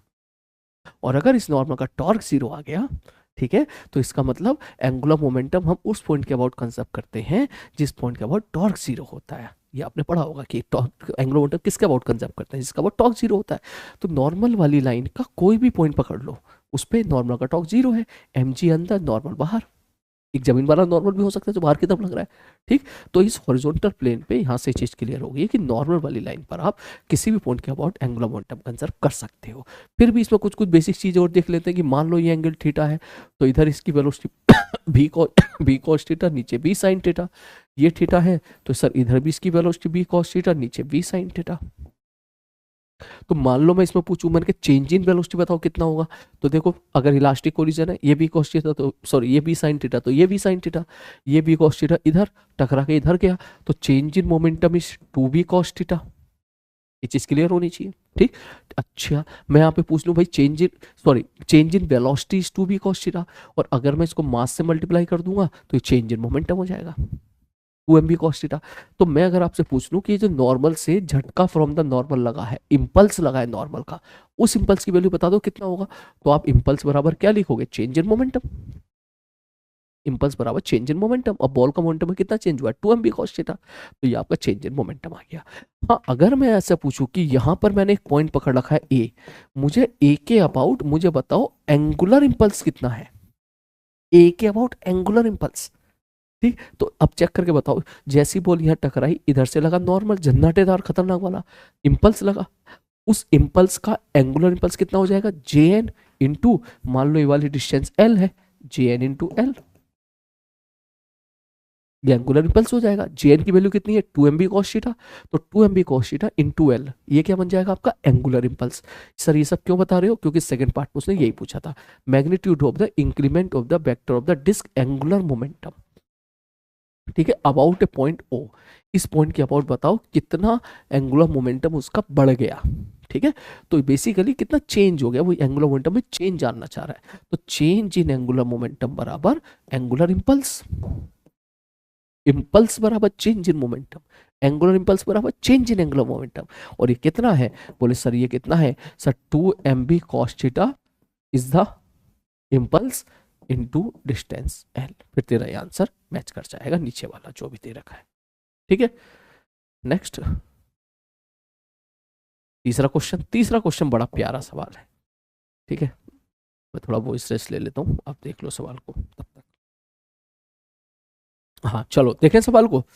देखो क्वेश्चन में इसने ऐसे बोला कि एक रॉड है, ठीक है, यूनिफॉर्म रॉड है, ए बी का मास है, ठीक है, मास 1 kg दे रखा है, और दैट मूव ट्रांसलेशनली, मतलब उसके पास केवल ट्रांसलेशन मोशन है, दैट मीन उसके पास रोटेशन मोशन नहीं है, ट्रांसलेशन मोशन है। इसका मतलब सेंट्रोमास के बाद नेट टॉर्क क्या होने वाला है, 0 होने वाला है। बस सवाल आपका यहीं से टूट जाएगा। मैं क्वेश्चन पूरा पढ़ देता हूं।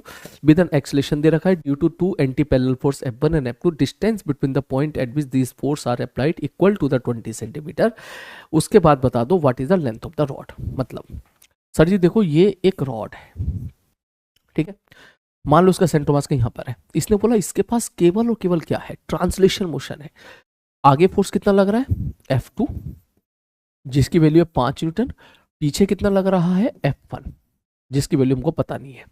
ठीक है, इनके बीच का जो गैप है वो दे रखा है 0.2, 20 सेंटीमीटर है ना, ये 10 सेंटीमीटर है, 20 सेंटीमीटर है, तो 0.2 मीटर इनके बीच का गैप दे रखा है। तो इसने पूछ लिया यहाँ पर कि भैया ये बता दो कि क्या पूछ लिया यहाँ पर कि what is the length of the rod. ठीक है, चलो सवाल को करते हैं। तो सर पहली बात तो ये है कि आपने सेंटर ऑफ मास नीचे क्यों माना, ऊपर क्यों नहीं माना। पहली बात तो ये है, मैंने कहा भाई सीधी सी बात है, अगर ये फोर्स F2 नीचे लग रहा होता, सेंटर मास से नीचे लग रहा होता, तो ओके अबाउट F2 इसको ऐसे घुमाना चाहता और F1 भी इसको ऐसे घुमाना चाहता, तो नेट टॉर्क ऐड हो जाता, तो नेट टॉर्क आ जाता, नेट टॉर्क आ जाता, तो फिर ये सेंटर मास के अबाउट घूम इस प्रकार से घूम रही होती, फिर ये ट्रांसलेट नहीं कर रही होती। तो इसका मतलब ये तो श्योर है कि F2 कहीं ऊपर लगेगा, और मान लो सेंट्रोमास ये है और सेंट्रोमास का एक्सेलेरेशन आगे की तरफ है, भाई साहब कितना, ए, अल्फा है ही नहीं, वो खुद कह रहा है कि घूम नहीं रही है। तो अब पहली क्वेश्चन तो लिखूंगा फोर्स की इक्वेशन, क्या सर, आगे वाला फोर्स 5 माइनस पीछे वाला फोर्स बराबर मास इनटू एक्सेलरेशन। ठीक, अब चेक करो भैया कौन कौन सी वैल्यू दे रखी है, एक्सेलरेशन दे रखा है 2 और मास दे रखा है 1 kg।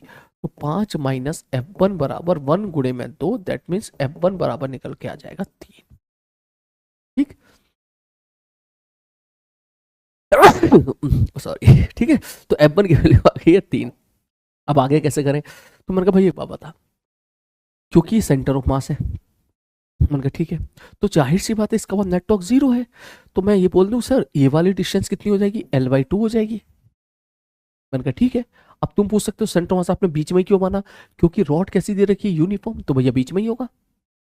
ठीक है, यूनिफॉर्म रॉड सेंटर मास बीच में ही होगा, तो इसका मतलब मैं लिख सकता हूं कि सर सेंटर मास के अबाउट अब मुझे नेट टॉर्क 0 करना है, इसका टॉर्क कितना आएगा sir, F1 into L/2। Sir ये किससे बैलेंस हो जाएगा, that is equal to F2 का टॉर्क, F2 का टॉर्क कितना होगा, F2 इंटू ये वाली डिस्टेंस, इसका मतलब F2 इंटू L/2 माइनस 0.2। ये डिस्टेंस L/2 है, ये डिस्टेंस 0.2 है, तो ये कितनी हो जाएगी L/2 माइनस 0.2। बस आपको सॉल्व करना है, सवाल सॉल्व हो चुका है। F1 की वैल्यू कितनी है, 3 इंटू L/2 बराबर 5 इंटू L/2 माइनस 0.2। ठीक है, इनको सॉल्व करके आपका जो भी आंसर है L बराबर 1 मीटर आ जाता है। ठीक है, चलते हैं नेक्स्ट क्वेश्चन की तरफ। नेक्स्ट क्वेश्चन आपके सामने ये रहा। ठीक है, ये सवाल सब देखे दिखाए हुए सवाल है, बहुत आसान सवाल है। ठीक है, आपको तो इसका डेटा भी याद होगा, नहीं याद है तो मैं आपको बता दूं कि अगर इसका एक्सेलरेशन नीचे ए पूछा जाए, पहली बात तो याद होना चाहिए, आई विश आप सबको याद होगा। एक्सेलरेशन आप डायरेक्ट लिख सकते हैं m2g माइनस m1g, खींचने वाला फोर्स माइनस रोकने वाला फोर्स, बटे टोटल मास, ठीक है, जो मास ब्लॉक लटके हुए होते हैं वो, प्लस I/r²। ठीक, ये एक्सेलरेशन आ जाएगा, एक्सेलरेशन आ जाएगा तो आप यहाँ से T2 निकाल सकते हो, यहाँ पे T1 निकाल सकते हो एनएलएम की इक्वेशन लगा के, और फिर T1 T2 का रेशियो निकाल सकते हो। चलते हैं अगले क्वेश्चन की तरफ, इसमें इससे ज्यादा कुछ नहीं है। नेक्स्ट क्वेश्चन ये रहा। ठीक है, लंबी चौड़ी लैंग्वेज है, आई होप आपने पढ़ लिया होगा, सवाल में कोई दम नहीं है, क्या पूछ लिया इसने, ध्यान से देखो, इसने सब कुछ एक्सप्लेन कर दिया है। M2 है, M1 है, मैं पढ़ता जाता हूँ जल्दी से। Masses are normal M1 and M2, coefficient of friction between body is M1, ठीक है, एंड द हॉरिजॉन्टल, अच्छा ओके, यहाँ उसने कोफिशिएंट ऑफ फ्रिक्शन K दे दिया है, मतलब म्यू है, and pulley of mass M is assume to be uniform disc, कह रहा है भैया डिस्क मान लो, इसको डिस्क मान लो, बोले ठीक है जी मान लेंगे। अब उसने बोला है कि thread not slip over the बोली T बराबर 0 पे सब कुछ छोड़ दिया है, पूछा कि find the work perform by friction force acting on the over for the first T second. कितना आसान सवाल है, ठीक है। अब डायरेक्टली लिख सकते हो, डायरेक्टली कैसे, बोले सर जी देखो, मान लो इसका एक्सलेशन नीचे की तरफ A है, इसका एक्सलेशन आगे की तरफ A हो जाएगा, तो मैं डायरेक्टली A लिख रहा हूं। A बराबर क्या लिखोगे, सर खींचने वाला फोर्स माइनस रोकने वाला फोर्स।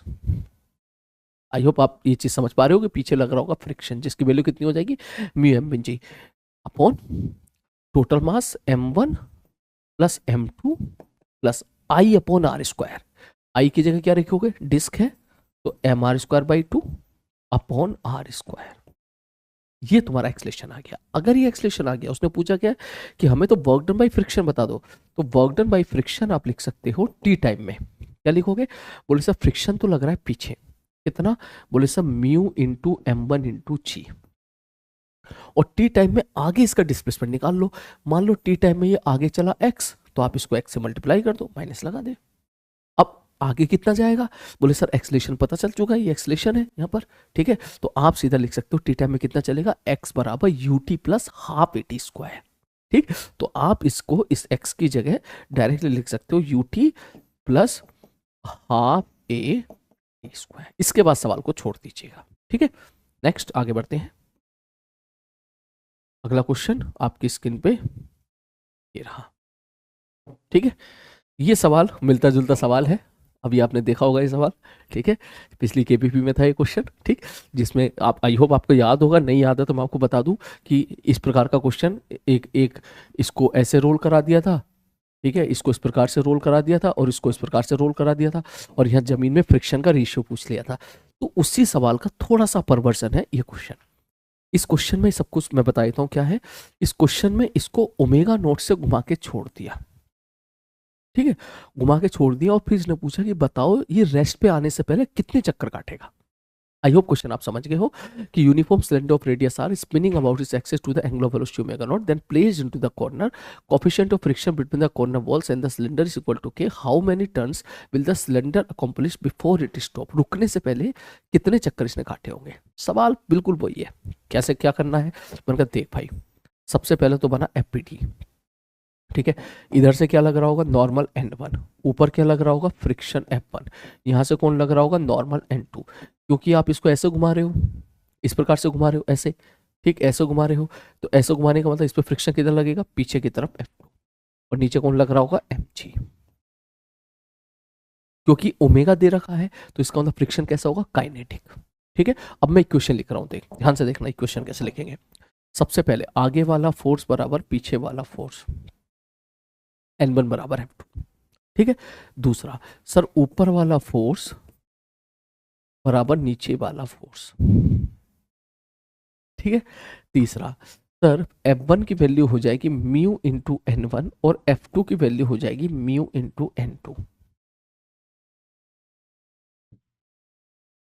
ऐसे लिख सकता हूं मैं, ठीक, हाँ सर बिल्कुल लिख सकते हैं। मैं N2 की वैल्यू mg थोड़ी ना कह रहा हूँ, ये लिख रहा हूँ, मैंने कहा ठीक है, ठीक है, N2 हम यहाँ से निकाल लेंगे। अब अगला इक्वेशन, बोले सर एक आ जाएगी हमारी टॉर्क की इक्वेशन, ओके अबाउट, ठीक है, क्योंकि हमको तो अल्फा चाहिए ना, अगर हमको अल्फा मिल गया तो हमारा सारा काम हो गया, क्योंकि वो कह रहा है रेस्ट पे आने से पहले कितना, रेस्ट पे आने से पहले कितना घूमा, तो अगर मैंने अल्फा लगा दिया, अल्फा निकाल लिया, तो फिर मैं इक्वेशन ऑफ मोशन लगा सकता हूँ, मैं ये वाली इक्वेशन ऑफ मोशन लगा सकता हूँ, ओमेगा फाइनल का स्क्वायर बराबर ओमेगा इनिशियल का स्क्वायर माइनस 2 अल्फा थीटा। अब ये नहीं कहना कि सर ये तो तब लगाते थे अल्फा कांस्टेंट होता था, भाई अल्फा कांस्टेंट ही आएगा, क्यों, सारे फोर्स कांस्टेंट दिख रहे हैं, ये फ्रिक्शन विक्शन सब कांस्टेंट ही तो है, क्यों, काइनेटिक है।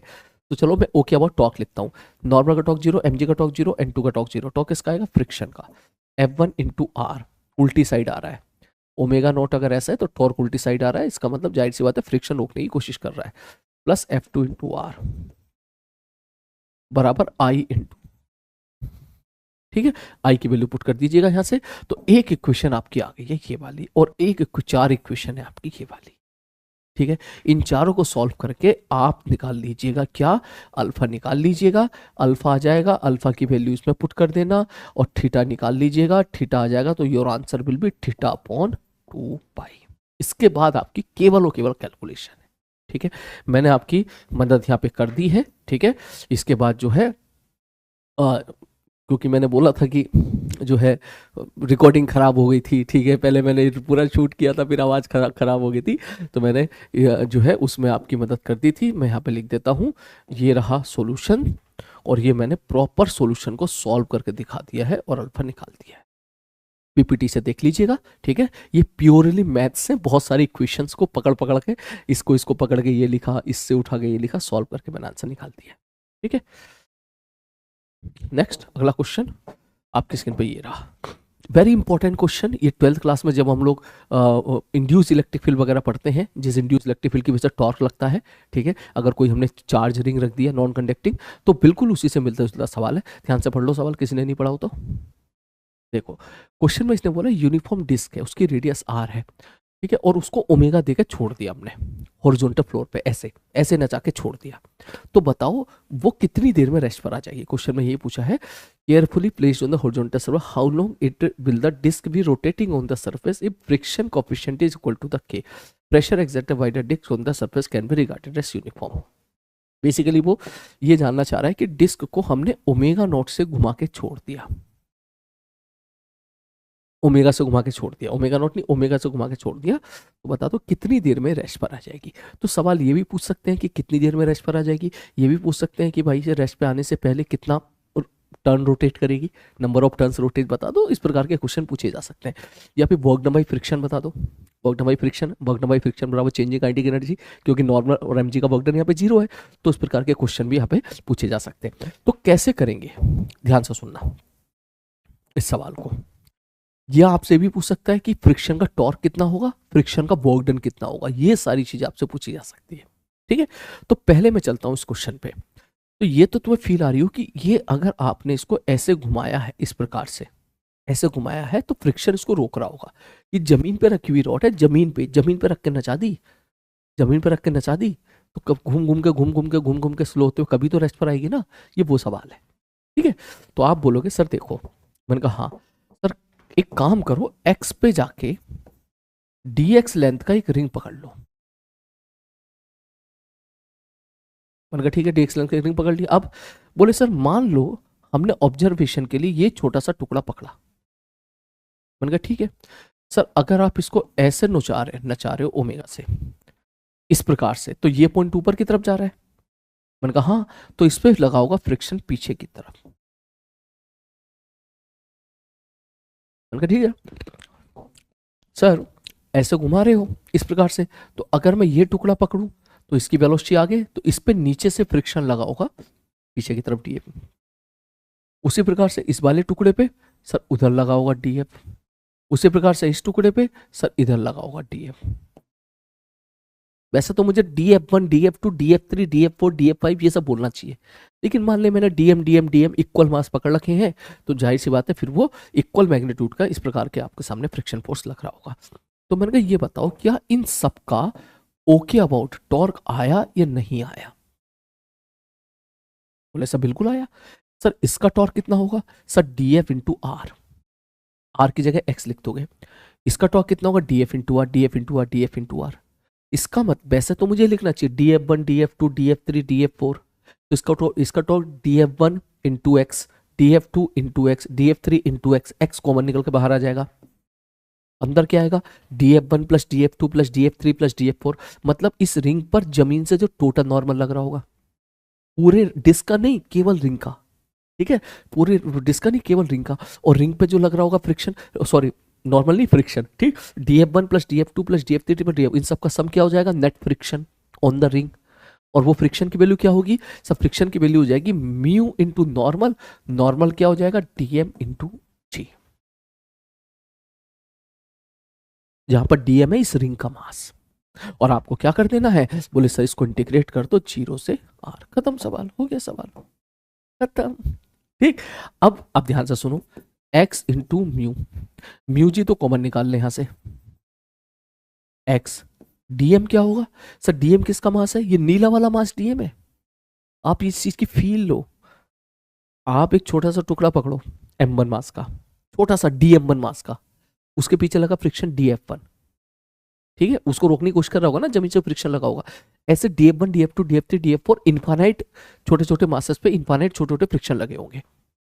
तो मैं उनके टॉर्क को ऐड कर रहा हूँ, क्योंकि सबका टॉर्क क्या है, देख ऐड हो रहा है, ये सबका टॉर्क ऐड हो रहा है, इस फ्रिक्शन सबका टॉर्क सेम सेंस है। तो जब टॉर्क लिखोगे तो फोर्स इनटू डिस्टेंस लिखोगे, तो डिस्टेंस को निकल के बाहर आ जाएगी, सबकी डिस्टेंस x है, और अंदर DF1 plus DF2 plus DF3 ये सब जुड़ के नेट फ्रिक्शन का मैग्नीट्यूड बन जाएगा। ठीक, जो कि कितना हो जाएगा sir? Mu into normal reaction. Normal किसके लिए? रिंग के लिए, क्यों रिंग के लिए बात कर रहे हो आप? बस हो गया सवाल। डीएम बराबर क्या लिख दोगे? Sigma into area. एरिया किसका सर? ये रिंग वाला एरिया। एरिया कितना होगा इसका sir? 2πr into T R, 2πx into T x. बस सवाल आपका सॉल्व हो चुका है। इसके बाद कोई दम नहीं बचा, इसको सॉल्व पूरा सॉल्व कर लेते हैं।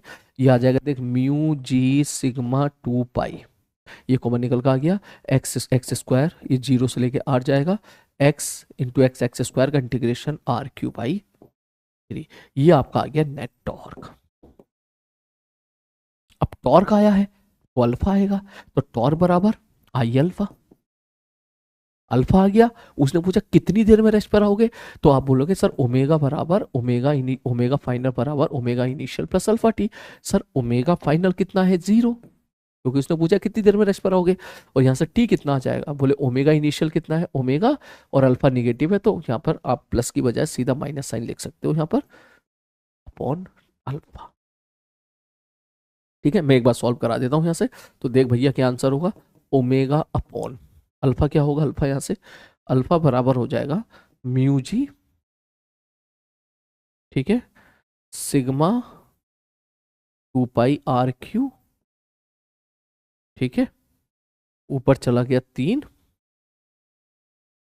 ठीक है, और आई आ गया ऊपर, और आई क्या होगा सर? ये डिस्क है, mr² भाई, ये तुम्हारा आंसर है। ठीक है, अब इसको कुटर पुटर कर लेते हैं। देख देख यहाँ से ये ओमेगा ओमेगा आ गया, ये 3, ये 2, 3/4 आ गया, ठीक है, ये 3 चला गया, ये 2 आ गया, ये 2 आ गया, ठीक है। मास की जगह क्या लिख सकते हो? Sigma into area IR² into r² बटे म्यू जी सिग्मा 2πr³। ठीक है, ये 2 को हमने हटा दिया, मैंने क्यों हटा दिया?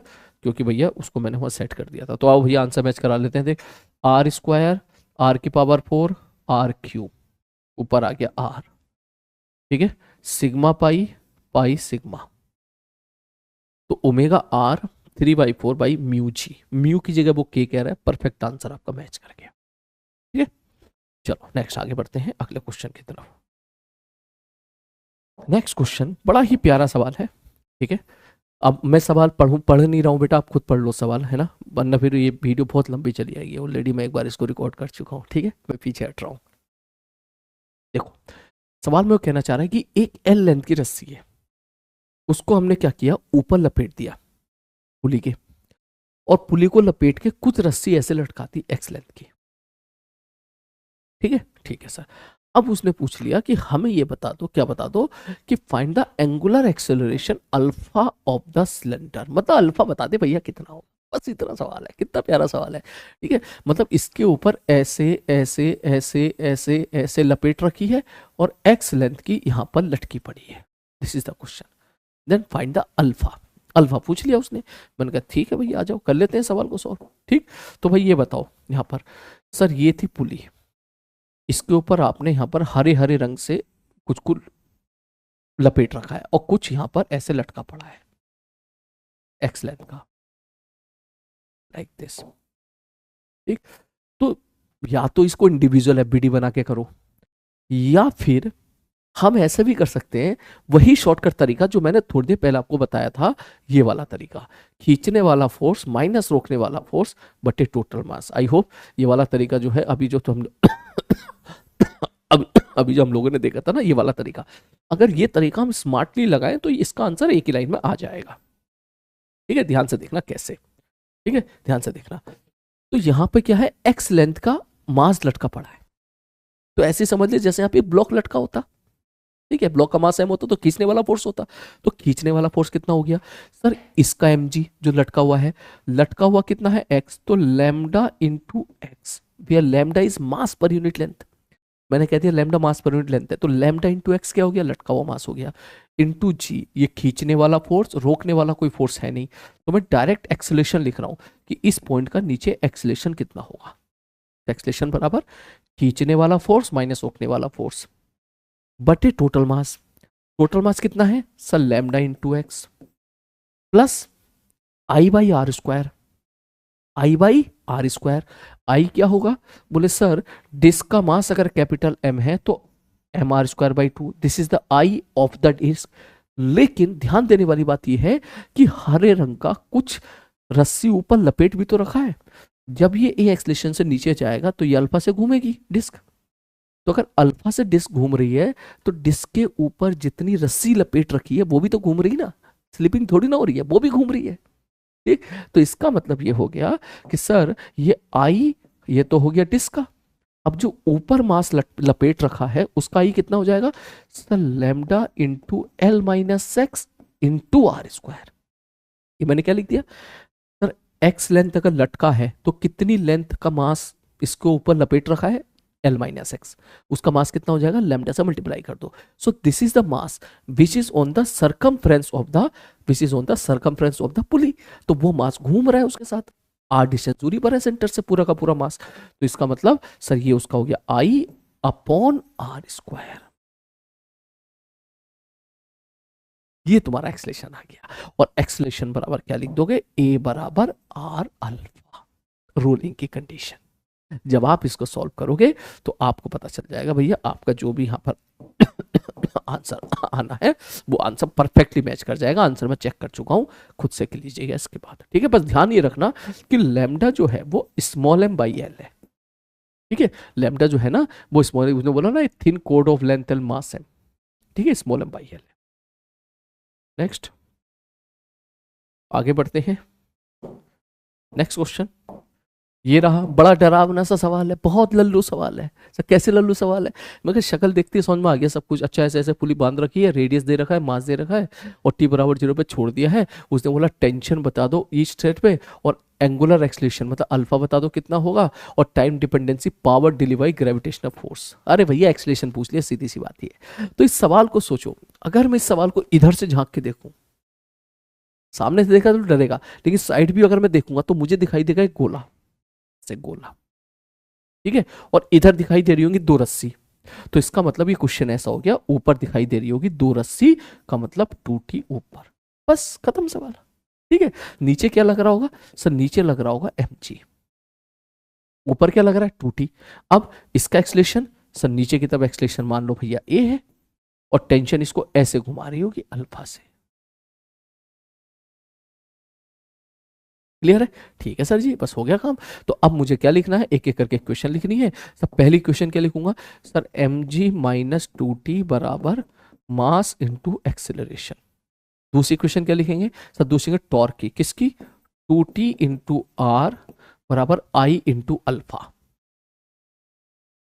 आई इंटू अल्फा, आई की वैल्यू क्या हो जाएगी एम आर स्क्वायर बाई 2, और अल्फा के लिए क्या लिखोगे सर, वही ए बराबर आर अल्फा कंस्ट्रेंट की इक्वेशन, बस खत्म, इनको सॉल्व कर लीजिएगा, आपका आंसर मैच कर जाएगा बढ़िया तरीके से, ठीक है, क्योंकि मैंने मैंने बताया अभी रिकॉर्डिंग खराब हो गई थी, ठीक है, तो मैंने पूरा सॉल्व करके दिखाया था वहां पे, तो भैया देख मैंने दिखा दिया, देख पूरा आंसर सॉल्व करके देख, यही आंसर जा रहा है mg/6, ठीक है, तो मैंने समय बचाने के लिए इसको डिलीट नहीं करा, ठीक है, ये आंसर आपका mg/6 आ जाएगा टेंशन का।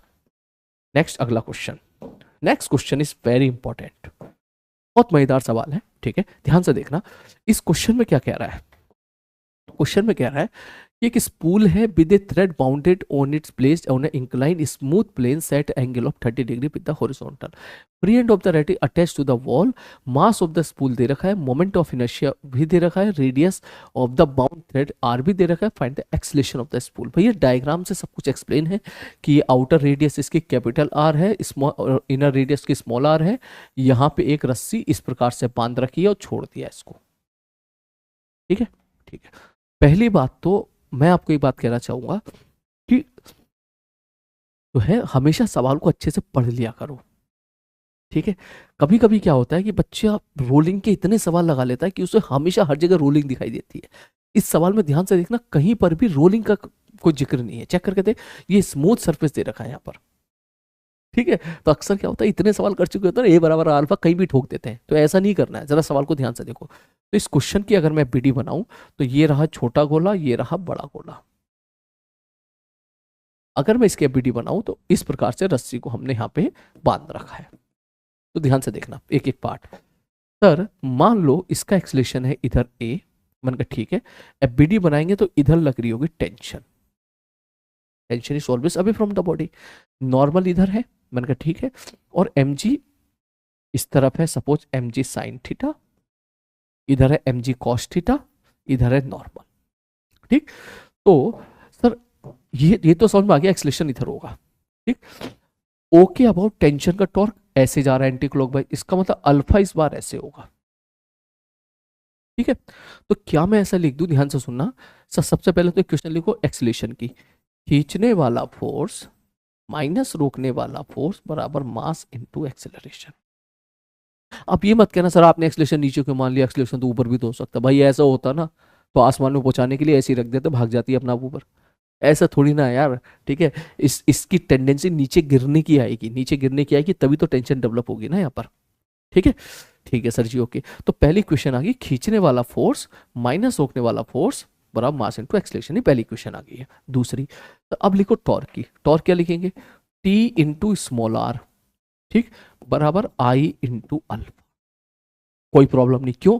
क्योंकि एम जी साइन थीटा उसे पास कर गया, नॉर्मल भी उसे पास कर गया, एम जी कॉस थीटा भी उसे पास कर गया। टेंशन का टॉर्क आएगा टी इंटू स्मॉल आर, ठीक, बराबर आई इंटू अल्फा। अब पहली क्वेश्चन आ गई, दूसरी क्वेश्चन आ गई, अब है एक और तीसरी क्वेश्चन, क्योंकि हमारे पास वेरिएबल तीन है, ए अल्फा और टी। तो तीसरी आती है कंस्ट्रेंट की। तो बच्चा क्या करता है, बिना सर पाँव के लिखता है ए बराबर आर अल्फा, और इस सवाल में ये सही क्वेश्चन है तो आंसर सही आ जाता है। लेकिन ये नहीं पता होता बच्चों को कि ए बराबर अल्फा अल्फा लगा क्यों दिया, क्यों लिखा है। अब ध्यान से सुनना क्यों लिखा है। या मैं ऐसा बोलूं यहां पर कि सर ये है भाई साहब पुल, ये है रस्सी। मैंने कहा हाँ, तो अगर मैं ये हरा वाला पॉइंट पकड़ लूं जो कि मटेरियल के ऊपर है, ठीक है, तो इसका एक्सेलरेशन कितना होगा। बोले सर आगे की तरफ तो होगा ए, ये वाला जो ए है, और घूमने की वजह से पीछे की तरफ हो जाएगा आर अल्फा। मैंने कहा ठीक है, तो दैट मीन्स इस पॉइंट का जो एक्सेलरेशन होगा आगे की तरफ होगा ए और पीछे की तरफ होगा आर अल्फा। और रस्सी के ऊपर जो पॉइंट है ये वाला जो पॉइंट है, ठीक, आप इसको जूम करके देख लो भैया, दोनों को जूम करके देख ले भैया अच्छे तरीके से, ठीक है। ये हो गया तो, एक मिनट,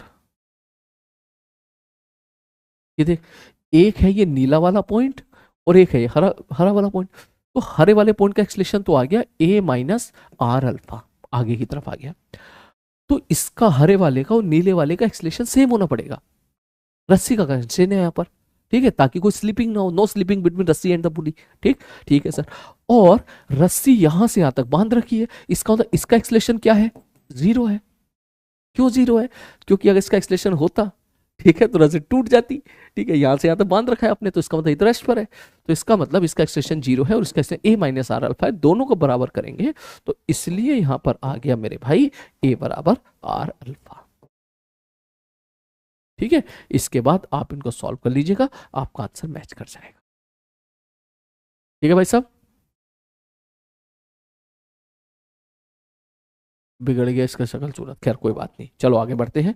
नेक्स्ट क्वेश्चन उसी प्रकार से जो हमारा अगला क्वेश्चन है वो ये रहा।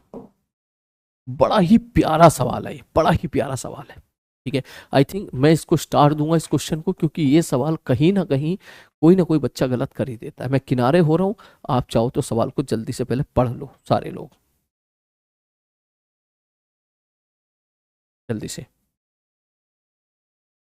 कर लिया। देखो ध्यान से सुनो क्वेश्चन को, अगर मैं इधर किनारे से देखूं, सब कुछ लिखा हुआ है सवाल में, अगर मैं इधर किनारे से देखूंगा तो आपको दिखाई देगा कि एक क्रॉस सेक्शन है जिसको ऐसे रख रखा है हमने, ठीक है, फ्लोर पे, और नीचे आपने फोर्स लगा दिया एफ। ठीक है। So this is a reverse question of, अगर आपको याद हो एक क्वेश्चन ऐसा भी हमने देखा था, कहीं ना कहीं आपने देखा होगा कि ऊपर की तरफ फोर्स एफ लगा दिया है और फिर वहां पे जो सवाल था वो सवाल और ये सवाल ऑलमोस्ट सेम है। इसमें ऊपर फोर्स था और इसमें किधर फोर्स लगा दिया मेरे भाई, ये नीचे फोर्स लगा दिया है। तो अगर इसी फोर्स को मैं ऊपर लगाने की बजाय मैं नीचे लगा दूं तो ये सवाल हमारा बन जाएगा। ठीक है, अब ध्यान से देख इस क्वेश्चन में क्या क्या गिवन है। इसने बोला यूनिफॉर्म सॉलिड सिलेंडर है, मास है में, rest under to horizontal plank, कोई परवाह नहीं है, बात वही है। ठीक है, ठीक है भाई साहब। A thread is bound on the cylinder, ठीक है, the hanging end of the thread is pulled vertically down with a constant force F, the maximum magnitude of the force बता दो। ध्यान से समझना, क्या, find the maximum magnitude of force F which still does not bring about any sliding of the cylinder, मतलब sliding नहीं होनी चाहिए भाई, ठीक, नो स्लाइडिंग, मतलब रोलिंग हो जाए कोई दिक्कत नहीं है, रोलिंग होनी चाहिए, स्लाइडिंग नहीं होनी चाहिए। कोएफिशिएंट ऑफ फ्रिक्शन दे रखा है के what is the A maximum, acceleration को हम ए बोलते हैं, इसने डब्ल्यू बोल दिया है, of the axis of the cylinder rolling down the incline plane. वो कहना चाह रहा है भाई साहब कि हमको तो ये बता दो हम फोर्स लगा के ऐसे खींच रहे हैं तो कितना ज्यादा से ज्यादा एक्सेलरेशन इसका आ सकता है, ये सवाल है। ठीक है, इसको ऐसे एफ लगा के छोड़ खींच रहे हैं, ठीक है, कितना ज्यादा से ज्यादा आपका यहाँ पर क्या आ सकता है मेरे भाई, कितना ज्यादा से ज्यादा यहाँ पर फोर्स आ सकता है, कितना एक्सेलरेशन की ज्यादा से ज्यादा वैल्यू क्या हो सकती है। ठीक है, चलो सवाल को करते हैं। तो अगर मैं इसको ऐसे फोर्स लगा रहा हूं तो इसको ना ऐसे घुमाने की कोशिश कर रहा हूं, दैट मीन्स ये वाला पॉइंट पीछे की तरफ जाने की कोशिश करेगा तो फ्रिक्शन लगेगा आगे, फिर भी कोई दिक्कत नहीं है, गलत मान लिया नेगेटिव आ जाएगा, क्योंकि रोलिंग का केस है, रोलिंग के केस में क्या होता है, फ्रिक्शन जो है तुम्हारा स्टैटिक लगता है। ठीक, ठीक है सर, तो ये फ्रिक्शन ए है तो इसका मतलब आगे फ्रिक्शन तो एक्सलेशन भी आगे और घूमेगा ये ऐसे अल्फा से। ठीक है, अब मुझे क्वेश्चन लिखनी है, ध्यान से लिखना। पहली क्वेश्चन तो आगे वाला फोर्स बराबर मास इनटू एक्सेलरेशन। दूसरी क्वेश्चन क्या लिखेंगे हम लोग, बोले सर दूसरी क्वेश्चन आएगी हमारी टॉर्क की। अब क्योंकि अल्फा को आपने क्लॉकवाइज माना है तो क्लॉकवाइज टॉर्क को पॉजिटिव मान लेते हैं, that means f into r minus friction torque anti clockwise है, एफ इंटू आर बराबर आई इंटू अल्फा।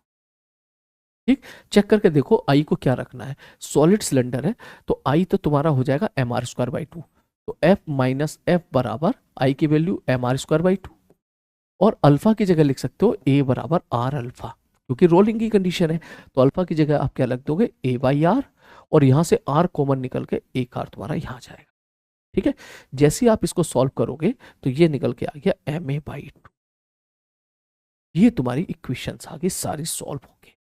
ठीक है, अब एक काम करते हैं पूरा सॉल्व भी कर लेते हैं इसको। ठीक है, तो देखो यहां से क्या क्या पता चला कि एफ की तो वैल्यू है एम ए, ठीक, तो मैं एफ, अब देखो पूछा क्या उसने, क्वेश्चन में क्या पूछा है, क्वेश्चन में उसने पूछा है कि एक्सेलरेशन की मैक्सिमम वैल्यू बता दो कितनी होगी। ठीक है, ठीक है भैया, और एक्सेलरेशन की मैक्सिमम वैल्यू बता दो कितनी होगी, मैंने कहा चलो भैया निकाल लेते हैं। तो अब इसके बाद मैं कुटर पुटर करूंगा, ध्यान से देखना, एफ की जगह मैंने रख दिया एम ए, यहाँ पर एम ए उधर जाएगा 3ma/2, इसका मतलब ए की वैल्यू आ जाएगी 2f/3m, पहला। ठीक, उसने पूछा है कि एक्सेलरेशन की मैक्सिमम वैल्यू बताओ, ये मैक्सिमम कब होगा, जब फ्रिक्शन मैक्सिमम हो जाए, और फ्रिक्शन मैक्सिमम कितना हो सकता है सर, एफ की जो मैक्सिमम वैल्यू होगी सर वो कितना हो जाएगा सर, म्यू एम जी, और ये किसके बराबर कर दो, एम इंटू ए के बराबर कर दो, तो यहां से जो एक्सेलरेशन आएगा वो क्या आ जाएगा, मैक्सिमम आ जाएगा, और जैसे मैक्सिमम एक्सेलरेशन आ गया आपका सारा आंसर आ जाएगा। और ये आंसर 90% बच्चे करके सवाल को गलत कर लेते हैं। ठीक है, सवाल को यही पे गलत, यही वजह से सवाल जो है वो आपका गलत हो जाता है। बोले सर गलत क्यों हुआ, मैंने कहा भाई गलत इसलिए हुआ, ये बात सही है कि एक्सेलरेशन की मैक्सिमम वैल्यू किसके बराबर होगी, सब फ्रिक्शन की मैक्सिमम वैल्यू अपॉन एम के, लेकिन फ्रिक्शन कितना होगा sir, mu into m g नहीं होगा, म्यू इंटू एन होगा, फ्रिक्शन स्टैटिक है उसकी मैक्सिमम वैल्यू होती है म्यू इंटू एन। यहां पर नॉर्मल एम जी नहीं है, क्योंकि नीचे लग रहा होगा एम जी और ऊपर लग रहा होगा मेरे भाई normal, normal is not equal to M G. ठीक, क्यों सर, ऊपर वाला फोर्स बराबर नीचे वाला फोर्स, नॉर्मल बराबर एम जी प्लस एफ है, चेक करके देखो। ठीक है, नॉर्मल बराबर एम जी प्लस एफ है, तो आपको लिखना पड़ेगा यहाँ पर सर दिस अपॉन एम बराबर mu M G plus F बटे एम, ये गलती हो जाती है। दैट मीन अब तो सवाल में अब कुछ दम बचा नहीं है, एक्सेलरेशन की मैक्सिमम वैल्यू आप निकाल चुके हो, और यहां से ये भी कर सकते हो एक्सेलरेशन मैक्सिमम कब होगा, जब फोर्स मैक्सिमम हो जाएगा, यहां से भी निकाल सकते हो आप ये। ठीक है, मतलब सॉरी, जब एक्सेलरेशन मैक्सिमम वैल्यू होगी तब एफ की वैल्यू कितनी होगी वो आप यहां से निकाल सकते हो। तो this is the maximum possible acceleration, सारी बात समझ में। तो मैक्सिमम पॉसिबल एक्सेलरेशन भी एफ पर डिपेंड कर रहा है। तो अब इसके आंसर में इन्होंने क्या दे रखा है, आंसर में इन्होंने एफ मैक्स की भी वैल्यू पूछ रखी है। तो कोई बात नहीं यार, अब इसके एक काम करना, इसमें अगर मैं यहाँ एफ की जगह, ठीक है, यहाँ पर जो था इसको पूरा जब सॉल्व करते हैं ना, यहाँ पर ए की जगह ये पुट कर दे, ए मैक्स की जगह पुट कर दे, सॉल्व करके जब आप आंसर निकालते हो तो आपका ये वाला आंसर मैच कर जाता है। ये सारे आंसर आपके मैच कर जाते हैं। नीचे कौन सा है, वेलोसिटी की मैक्सिमम वैल्यू पूछी उन्होंने, और अगला सवाल पूछ लेते हैं बी मैक्सिमम। बी मैक्सिमम तो क्या ही पूछेगा, कुछ और पूछना चाह रहा होगा वो, ठीक है। तो यहाँ एक मिनट, मुझे लग रहा है आंसर में शायद कुछ इशू हो, बी मैक्सिमम। अब यार बी मैक्सिमम पूछने का मतलब तो कुछ सेंस यहाँ पे समझ में आ नहीं रहा है, ठीक है। इन्होंने क्या क्या पूछा है सवाल में, व्हाट इज द एक्सेलरेशन पूछा है, बस मैक्सिमम मैग्नीट्यूड ऑफ फोर्स पूछ लिया है, विच still does not bring about any sliding of the cylinder. बहुत ही बढ़िया। उन्होंने पूछ लिया एफ की ज्यादा से ज्यादा वैल्यू बता दो, ठीक है।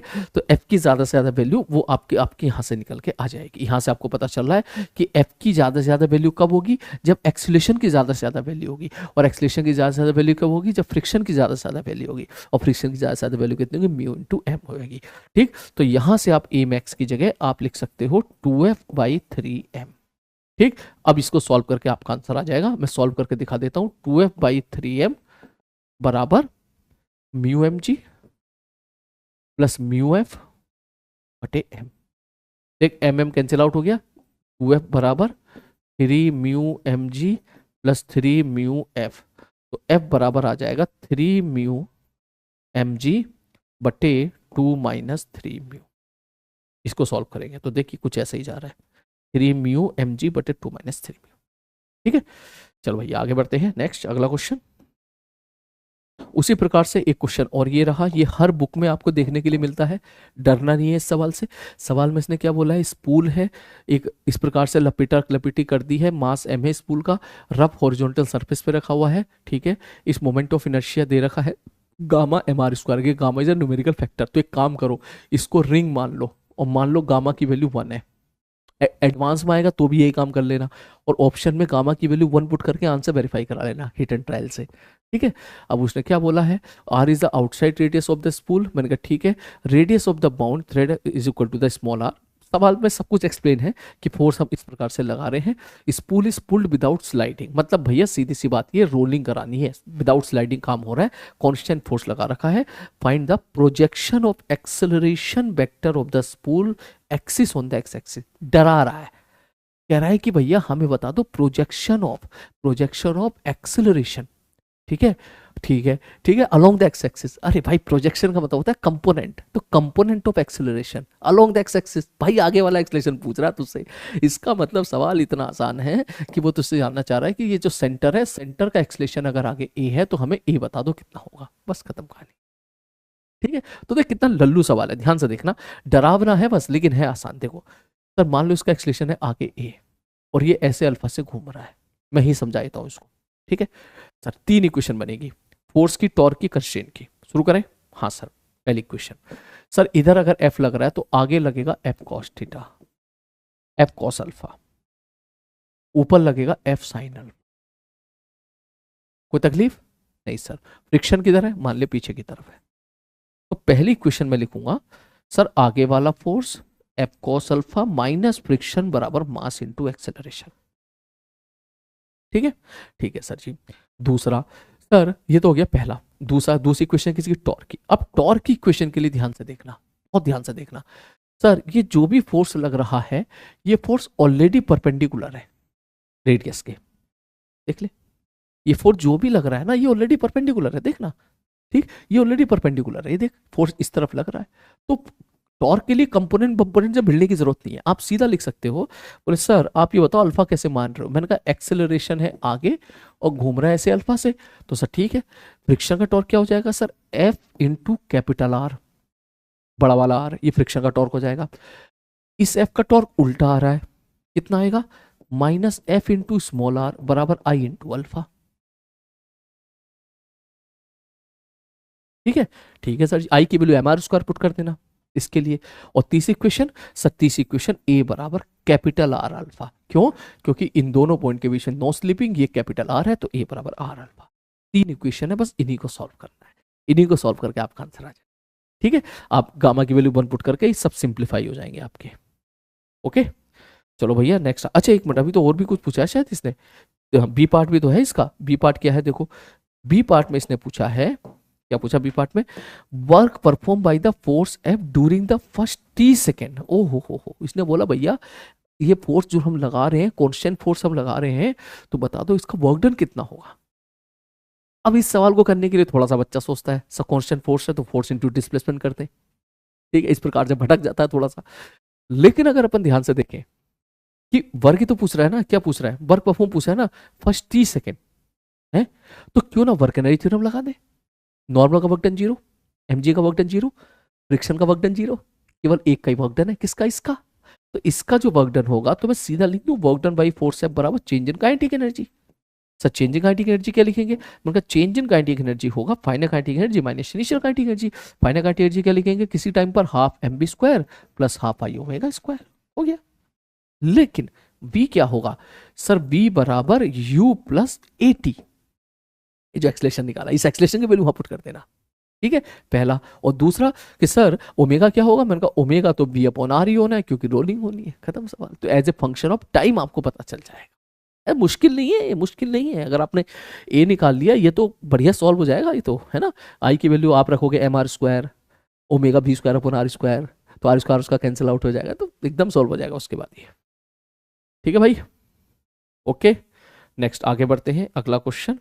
नेक्स्ट क्वेश्चन आपकी स्क्रीन पे ये रहा, बड़ा ही डरावना सवाल, बड़ा ही भूतिया सवाल, ठीक है। लेकिन अगर मैं इसको ध्यान से इधर से देखूं, ऐसे झांक के देखूं, तो देख तुझे क्या दिखेगा, सर तुझे दिखेगा, एक दिखेगा ऊपर वाला क्रॉस सेक्शन, ठीक है। अगर मैं इसको यहाँ झांक के देखूं तो तू ऐसे फील ले, एक तो हो गया लाल वाला क्रॉस सेक्शन और एक हो गया सपोजिए नीला वाला क्रॉस सेक्शन।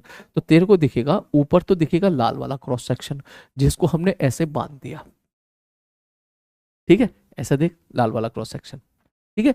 और क्या दिख रहा होगा सर, और नीचे दिख रही होगी दो रस्सी, ठीक, इसका मतलब ऐसे रस्सी दिख रही होगी, और यहां पे लग रहा है हमको नीला वाला ये डायग्राम है। क्या लल्लू डायग्राम है भाई, देख रहा है। इसका मतलब अगर मैं ऐसा बोलूं इसमें टेंशन टी इसमें टेंशन टी, तो आप सीधा इस पे टेंशन 2T मान सकते हैं, इधर 2T इधर 2T। अब इसका डायग्राम देखते ही तुम्हें समझ में आ गया होगा कि इसमें बेस सवाल तो हम ऑलरेडी कर चुके हैं, ठीक है। कैसे करना है, बोले सर जी मान लो इसका एक्सलेशन नीचे की तरफ है A1, मैंने कहा ठीक है सर, ये ऐसे घूम रहा है अल्फा 1 से, ठीक है, ये ऐसे घूम रहा है अल्फा 2 से, मैंने कहा ठीक है, और बताओ, बोले सर हो गया काम बस, नीचे लग रहा होगा mg, इसकी क्वेश्चन क्या लिखेंगे, सर नीचे वाला फोर्स माइनस ऊपर वाला फोर्स बराबर मास इंटू एक्सेलरेशन। और बताओ सर टॉर्क की क्वेश्चन कैसे लिखेंगे, 2T इंटू आर बराबर आई इंटू अल्फा, ठीक है, ये इसके लिए लिख दिया। इसके लिए क्या लिखेंगे, sir 2T into capital R बराबर आई, सर इसके लिए अल्फा 1 है तो इसके लिए अल्फा 2 हो जाएगा। और कंस्ट्रेंट के लिए क्या लिखेंगे, सर इस पॉइंट का एक्सलेशन कितना होगा आर अल्फा 2, वही इस पॉइंट का एक्सलेशन हो जाएगा, वही इस पॉइंट का हो जाएगा, वही इस पॉइंट का हो जाएगा, और वही इसका होना पड़ेगा, और इसका कितना होगा A1 माइनस आर अल्फा 1। इनको सॉल्व कर लीजिएगा, आंसर आ जाएगा। मैंने सॉल्व करके प्रॉपर तरीके से आंसर ला के दिखा दिया है, टेंशन मेंशन सब mg/10 एग्जैक्ट आंसर आपका आ जाता है, ठीक है। इसमें एक अच्छी बात आपको ये भी दिख जाएगी कि इन दोनों इक्वेशन से अगर मैं इन दोनों इक्वेशन पे फोकस करूं तो यहां से हमें पता चल गया कि अल्फा 1 बराबर अल्फा 2 है, तो उनको अल्फा मान लेना, तो तुम्हारी इक्वेशन और कम हो जाएगी, सॉल्व करने के बाद आपका आंसर आ जाएगा, ठीक है। उसी प्रकार से क्वेश्चन नंबर 14 है, ठीक है। 14 का सवाल को अगर मैं इधर से देखूंगा तो याद करो क्लास में ऐसे सवाल करे थे हमने, ऐसे देखूंगा तो एक दिखेगी छोटी रेडियस, एक दिखेगी बड़ी रेडियस। छोटी रेडियस को हमने ऊपर ऐसे बांध दिया है और बड़ी रेडियस पे नीचे हमने ऐसे एक मास m लटका दिया है, ये हमको दिख रहा है, ठीक है। ये सवाल है basically, find the acceleration of weight A, इसका एक्सलेशन पूछ रखा है, इसका एक्सलेशन नीचे ए बता दो कितना होगा, ठीक है। बड़े आराम से निकाल सकते हो भैया, मान लो ये घूम रहा है इस प्रकार से, ठीक है, इस प्रकार से अल्फा से घूम रहा है और कुछ है ही नहीं सवाल में, बस यही है, ठीक है।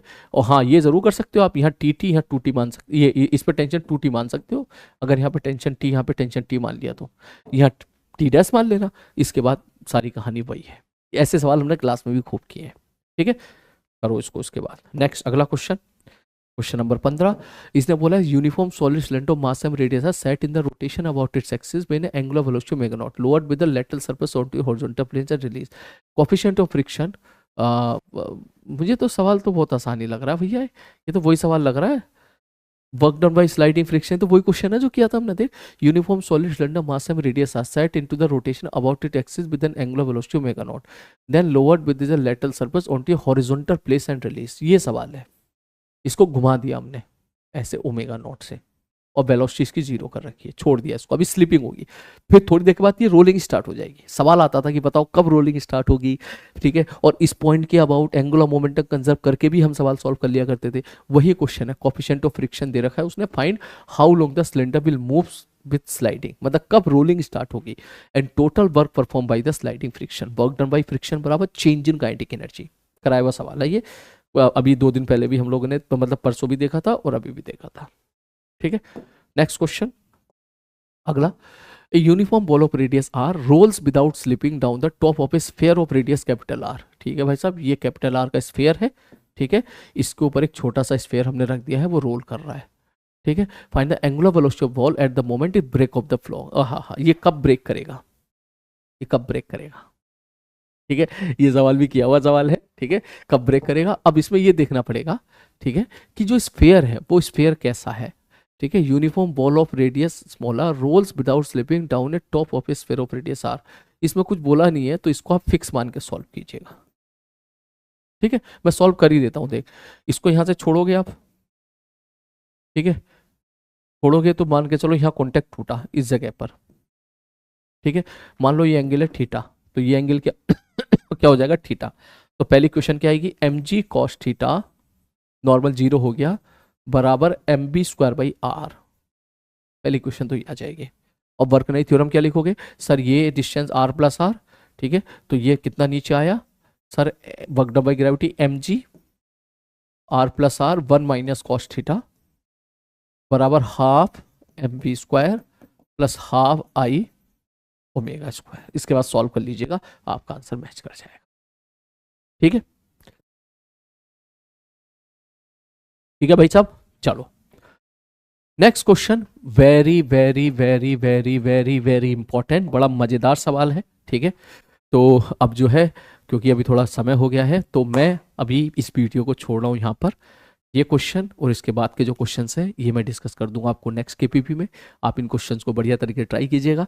कैसा रहा आज का डिस्कशन, कितने क्वेश्चंस में आपने मजा लिया, कितने क्वेश्चंस को आपको वाकई कुछ सीखने के लिए मिला, वो नीचे कमेंट बॉक्स में जरूर बताइए, ठीक है। अभी थोड़ा सा जो है, जो भी पार्ट बचा है ये मैं आपको नेक्स्ट केपीपी के साथ मर्ज करके प्रॉपर डिस्कशन कर दूंगा, ठीक है। तो भैया नीचे कमेंट बॉक्स में टाइप करें सारी चीज़ें, ठीक है। रोटेशन चल रहा है इस टाइम, ठीक है, बड़ा मज़ेदार। अगली केपीपी और खतरनाक आने वाली है, उसमें और बहुत कुछ सीखने के लिए मिलेगा। इसी प्रकार जुड़े रहिए, टिके रहिए, गिव अप नहीं करना है, कोशिश कीजिए अपनी स्पीड बढ़ाने का, कोशिश कीजिए लैंग्वेज को इंप्रूव करने का, ठीक है। जितनी ज़्यादा कोशिश करने की कोशिश करोगे उतना ज़्यादा इंप्रूवमेंट होगा। एटलीस्ट हम बाकी लोगों से बहुत बेटर कर रहे हैं। बाकी लोग में तो क्या होता है कि 30-40 सवाल से ज़्यादा नहीं कर रहा है, कोई कर रहा हो तो अलग बात है, लेकिन आमतौर पे 30-40 से ज़्यादा इस दौरान पर सब्जेक्ट क्वेश्चन नहीं बेसिकली कोई करता है बच्चा। लेकिन हम लोग टारगेट लेके बैठे हैं 125 सवालों का, तो कम से कम 100 तो हम कर ही लेंगे, और वो एक बहुत अच्छी चीज़ रहेगी आपके सिलेक्शन के लिए भी और आपके रैंक के लिए भी। क्लियर है, ऐसी मेहनत करते रहिए, मैं भी आपके साथ ऐसे ही जुड़ा रहूंगा, ठीक है, लास्ट तक जुड़ा रहूंगा, ठीक है। लक्ष्य वालों, प्रॉमिस किया था मैं लास्ट तक रहूंगा तुम्हारे साथ, ठीक है, लास्ट तक जुड़ा रहूंगा, बिल्कुल आखिरी तक, बिल्कुल। आप ऐसी मेहनत करते रहो। इसका डिस्कशन बाकी जो बच रहा है वो मैं अगले के भी मैं कर दूंगा, ठीक है। Take care.